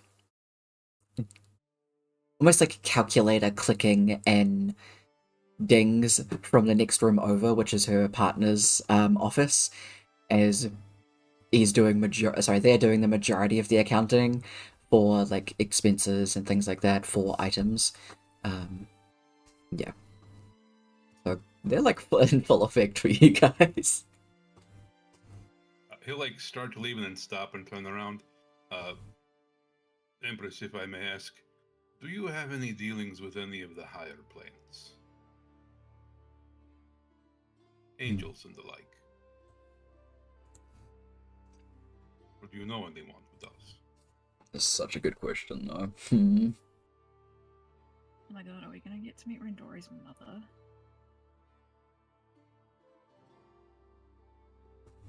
Let's do this, actually. Odds or evens, Kev? Even. She does. Sweet.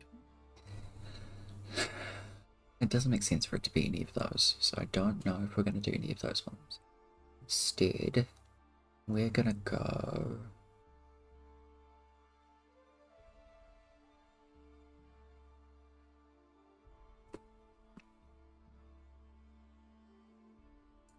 Ece, odds or evens? Sorry, they didn't pick up. I thought it was muted. Evens. Okay, it is a casting thing, so she does have a pact. So, we're gonna go, it can be that one, so we can go 1, 2, 3.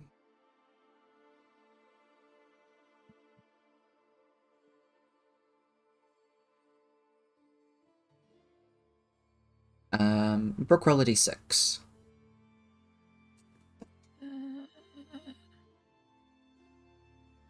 Six.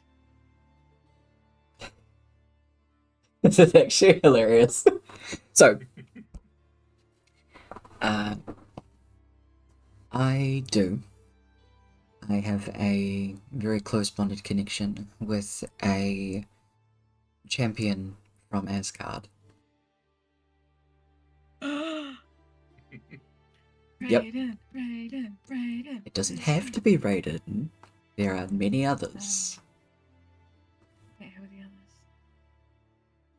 It's like all a Asgard, in my world at least, is where warriors or people of strength, dexterity, and constitution go to as their final resting place. So there can be multiple different types of champions that, when they pass away, would go there. Rook. Yeah. So I made this pact yesterday. Weirdest thing, this guy appeared. Yeah. So He the said, snake "Hey." just changed hands. It's under new Yeah. leadership. Yeah. Oh, this guy's in training. Oh my god, yes. I'd love that, though. Pact of the Rock. Wait, who is it? Oh, I'm so curious. I'm trying to find out really quickly. This is why I'm stalling. You're like, who did I put there? Your Highness, I am hesitant to ask as I have sworn oaths to protect this plane from interference from other planes. I feel this pushes the boundary of those oaths, but with the current situation, I feel like we need all of the help that we can get. We've enlisted the aid of the Feywild. We are seeking aid elsewhere. Celestials may have an interest in protecting all of existence, I imagine. I would agree with you there. If you could perhaps beseech them for aid for the coming conflict, as the Feywild has already sworn to do.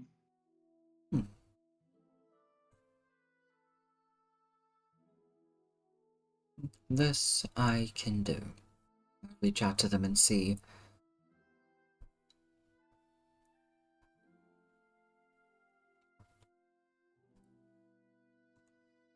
See what they can offer.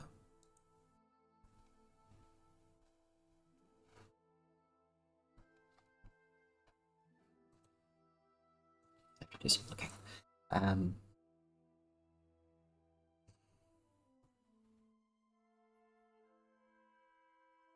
I will be in contact if anything comes of this.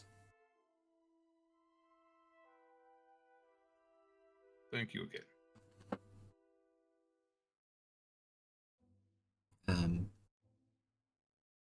You start to leave Torvik, and as you exit, you feel a presence nearby you.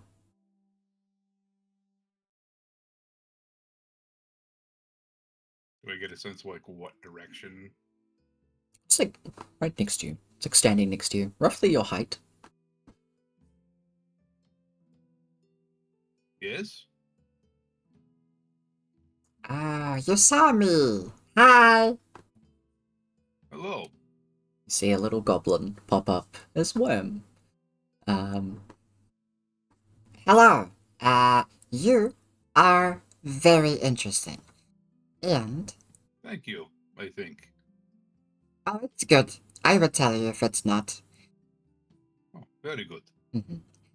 I think you are very interesting as well then too. Thank you. I think that we can help each other. You're looking for things that could help you, right? Absolutely, yes. What about dragons? Big ones. Yes, I think that would be very helpful. Okay. So I have 1, 2, 3, 4, 5, 7.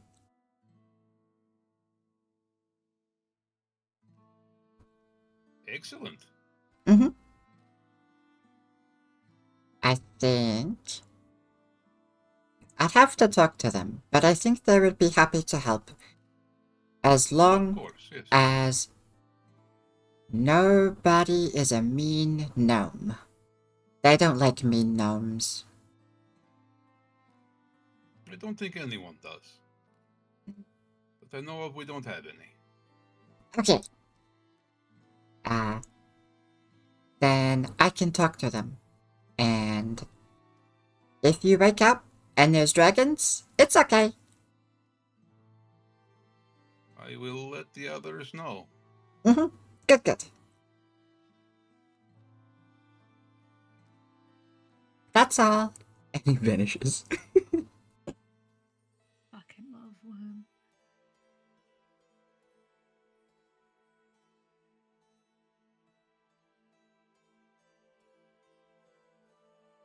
Rick's just gonna stand there for a minute. Mm-hmm. Like, I think I have been out weirded. Not sure how I feel about that. Still, dragons, very useful.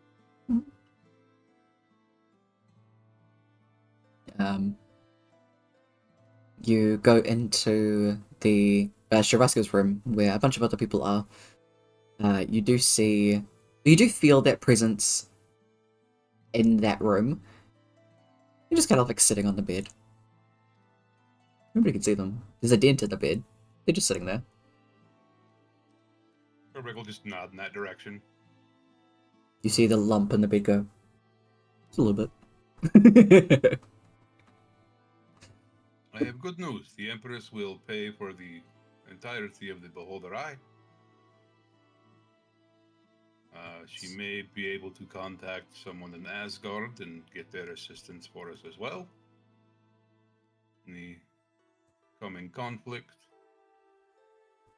And we may have some dragons coming too, so let people know if they show up not to flee in terror.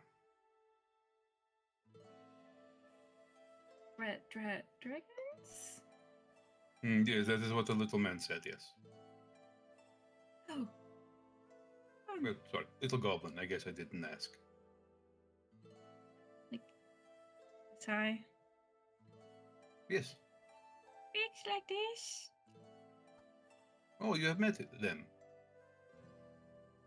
Worm. They gave us a bunch of gifts one time.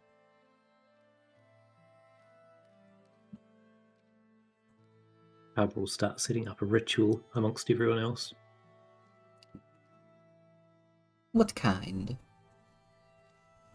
Contact other plane, specifically aimed at the Riverman. Ah, hell yeah, let's go.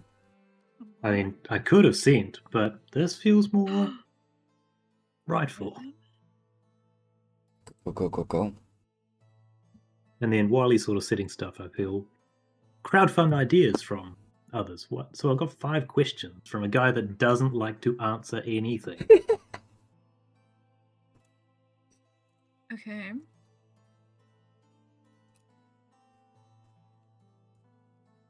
Like what? Did he like to answer any? It could just have been I was talking too much.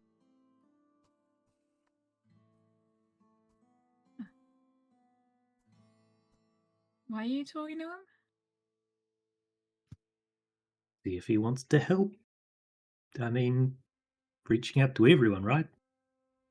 This guy rows a boat down the river Styx. Figure that, like, that river goes everywhere. Surely he might have some help.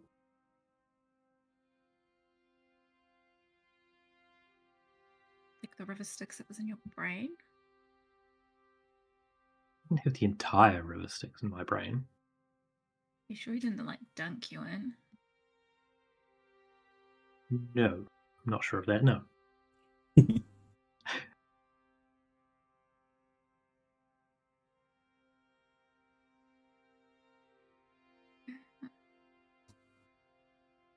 Envisioning something along the lines of, is there any way to convince you to help us? Do you have anything to offer in a fight against the manifestation of limbo? Is there any way to convince you to help us against the manifestation of limbo? And then You could ask if the river Styx goes all the way to Mount Celestia. Not Celestia? No, yes, Celestia. The river Styx doesn't. Only the river Oceanus does. So the river Styx is what connects all of the lower planes. Oceanus is the one that connects the upper planes. Yeah.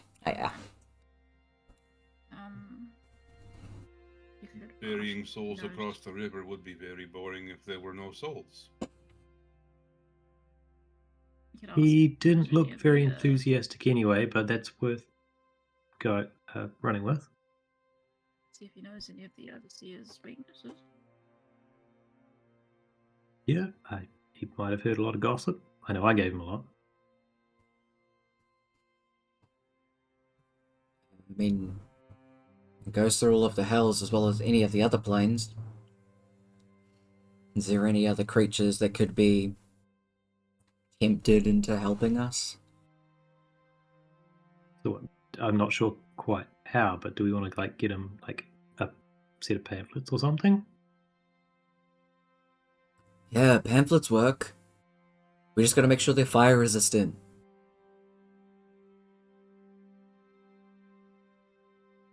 Flip is very enthusiastic about this idea. I'm still stuck on the fact we're gonna give pamphlets To Charon. to Charon. Yeah. To hand out on the Lower way. planes. Yep. All it says is, "We want you." Mm-hmm. With a picture of It's gotta be Torvik. Yeah. Orbit. Yeah. Like, hi, you died, you're off to hell, but would you like to join the fight against this big bad evil guy? Yeah. While you're at it? Exactly. Mm-hmm. If he wins, you don't exist anymore. I feel Which like you that's a might pretty like, good given you're off argument. to hell. There's no You chance of win. you getting reincarnated.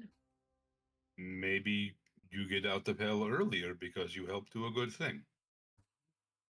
Maybe you get to go to a nicer part of hell.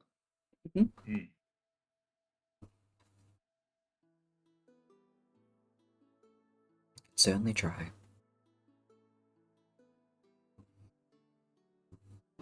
So you've got 3-ish questions. Do we? I can't even remember what they are. It was. Is there any way we can convince you to help fight with us? Help the fight against the overseer. That one. Are there any creatures that we could tempt into helping us? Mhm. I don't know what the other one was. Do you know You any? know if the overseer has any weaknesses. Yeah. Oh yeah, I came up with. Why did I forget the one I came up with? Or even just if they have any useful information about the Overseer. Hmm. Then you can tie that one into the weakness question. Yeah. Or even find out if any of the lower planes have not been as they usually have been. Mhm. Yeah, so then you can know if any of the lower planes have been affected by the Overseer. Hey, any changes in hell recently? Because it's not just hell, it goes through a lot of the lower planes. So, Any changes in your job recently? yeah. I'd like to ask you about your working conditions. It's too hot. Please fill out this short survey. Your answers We to are be HR. anonymous.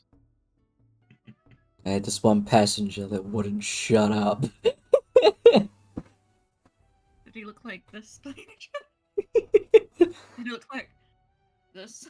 Yeah.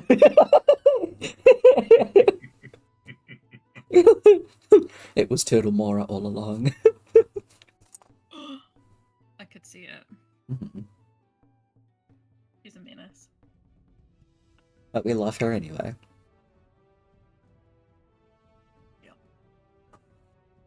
The real treasure was the turtle mora we made along the way. Yes! I need that on a And fucking shirt. And the one time she got flung so far out to sea that Cliff had to go fly and save her. Yeah. I mean, hey, The wrong way. maybe if Drakenthorn throws her, she'll end up on the other side of the continent because she skimmed the whole way around. Just get skipped the whole way. Yes! You're just like, ah, yes, you make a good boomerang. Hell yeah. Good shit.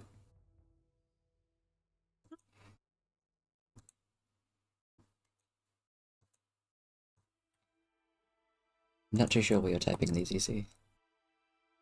I'm just typing them out. Okay. So I can just paste them in easier. Oh, thank you.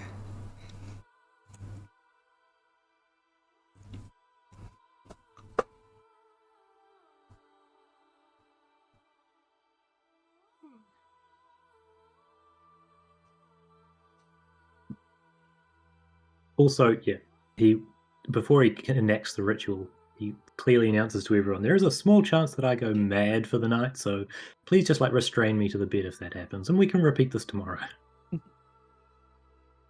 I can keep a greater restoration for you, buddy. Like she says. I mean, it only lasts the night, so if you've got the materials, fine, but it's also just the night. Yeah, true. We'll chuck you in a closet somewhere so you don't make enough noise. Well, you say Also- random things. Also restrain me so I don't hurt myself, not just anyone else. That too. That too. You don't go to straight I jacket. feel much better. Rope works fine.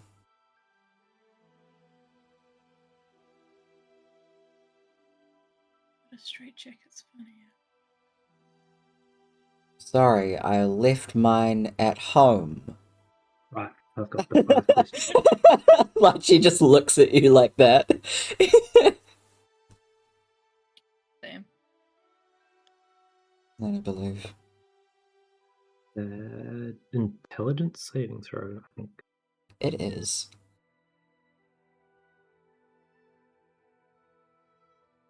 Part of me really wants you to Think it fail. passed. Damn it.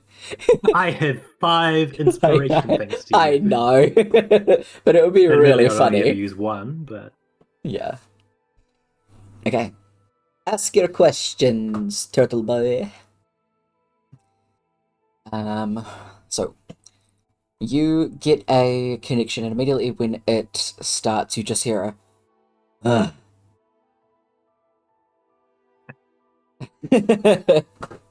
Like, not this fucker again. Yeah. Kaba has to try really hard to not just say hi. Yeah. Mm-hmm. Yeah, hi, how are you? Fuck.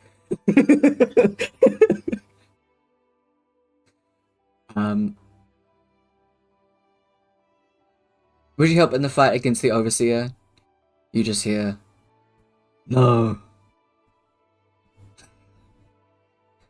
Can you suggest any inhabitants of the lower planes that would aid in the fight against the Overseer? Maybe. Yep, yeah. What helpful information can you tell me about the Overseer, such as weaknesses? Irrelevant. And just a huff between every the question. Have any of the lower planes seemed abnormal recently? Yes. And the next time I inevitably wind up here, what sort of sandwich would you like me to bring for you? Never.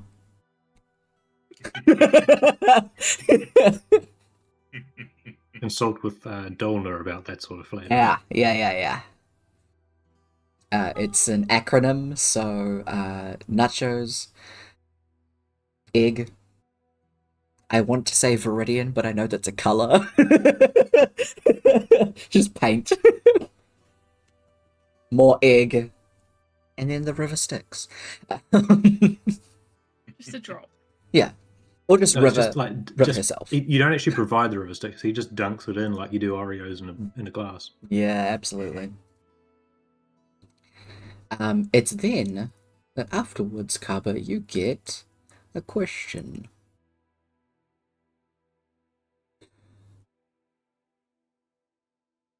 If I give you information, will you never talk to me again and give me my finger back?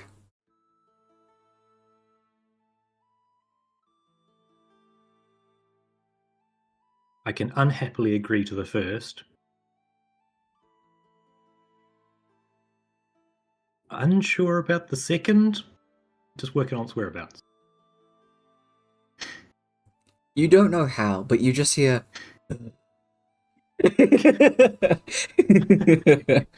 It's from somewhere. And that is where we'll end tonight's session. It's already that time. You're more than welcome to try these again later. Yeah, get someone else to write. Someone else experienced to write to give them questions. You can brainstorm some.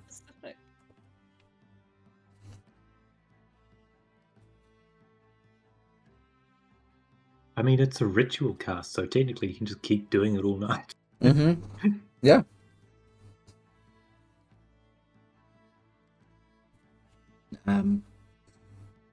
Just badger Charon days on end. God. We find a book about lower planar creatures. Will this one help us in a fight? Will this one... God. Which one is better? Yeah, would you rather have... This creature, does it start with an A? Is it A, B? Is it A, C? You'll just start going, so, would you rather get with this plane or this plane? Yeah. Yeah, have like others just like relay different shitty magazines to him between rituals. Yes. You're This one can reading fly, it. but this one has better defense. Yeah. What are you thinking? This one's a Libra, but this one's an Aquarius. What one's better?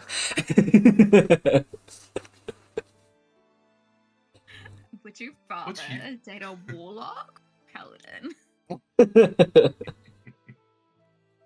But like an oathbreaker paladin. Just the answers you guys are, the When were Oathbreaker. you born? Can we do your star chart? I need the exact time and date. And it just gets into, so like, how did you become Charon? Obviously you were born like Yeah. What's your life story? Exactly. You're so different from the other Charons I've met. You're so What much did your more... CV look like to get this sort of a job? How badly did you fuck up in your real life? When you say Kaba has your finger, What do you mean by that? Is that metaphorical? Yeah. How did Carver take your finger? Which finger is it? Why is there rubber sticks in Carver's brain? Did you put it there? Can Can we have that as one of the questions? Can we just be like, did you put the rubber sticks in The Carver's answer will brain? the answer will be that Carver used to bug him, so he made him forget that he could contact Chiron. Oh, I'm so glad this is finally coming around. I can't wait to tell you how stupid this is. This is an actual thing as well. An actual thing. Mm-hmm. About Yeah. how Carver got the rubber sticks in his brain. Yeah, and an actual thing about this And the creature. finger. About the finger. About the creature itself. And Chiron the itself. finger. Oh, about Carver. Yeah. It'd be very interesting. I can't wait. Dead or are you alive? Are you both? Yeah. Are you only dead on the Neither. inside? Undead. God fucking damn it. But I need to do some character leveling and think of answers to some questions. But good session, y'all. We'll catch y'all hopefully next week for some more shenanigans as we close into session 100. So close now. It is. But yeah, I do very much like the idea of splitting it. So we'll start with session 99 and then take a decent break before going into session 100. Mostly because it'll be easier for uploading that to YouTube afterwards, because they don't let me upload videos too long. Does that include extra pre-session questions? Mid-session, effectively? I don't know. Honestly, I'm running out of them. But I was gonna be really mean, but then I thought, no, we've all cried enough already. Save it for session 100. Questions. One of the questions go. was, what do you want for your funeral? And that was the next one on the list, and I was like, maybe not. Goddamn, brutal. Yeah. Another banger by Brooke. I nearly just said your last name. I'm not gonna do that. Just out me on this D&D stream. It's fine. There's I like have to 4 people here. spell it correctly. That's true. And I normally don't. Actually, my last name isn't that common, so. True. I'll let y'all go, so Kev, you can get some sleep. I need to double check if we have game tomorrow. I don't remember. Yes. Okay, thank you. But yeah, I will catch y'all later. Have good. Bye. Bye. And that stream. We did it. We did the session. God, it's so weird coming back to D&D after not doing it for ages, and then just floundering. I feel like a fish, but I should be used to doing this, but I don't. Anytime there's just like a ever so slightly longer break than usual from D&D, I come back to it and I'm like, how do I? It's not even that bad either. Like, we're fine. But yeah. If you want more D&D content, tune in tomorrow at this channel to get some awesome D&D content where our lovely Kev is going to be GMing and definitely paying me back and tormenting Kage till the very bitter end. But it's okay, because we love Kev. We love Kev very much. And it's consensual torment! But we will jump back into some more Velgard on Wednesday. I think we've almost finished it. So when we finish that game, we might be able to go into Mass Effect. Is it happening? Oh my god. Guys, we have to tell Brooke. But we'll see where it goes from there. But otherwise, take care of yourselves, take care of each other, and I'll catch y'all later. Have good. Bye.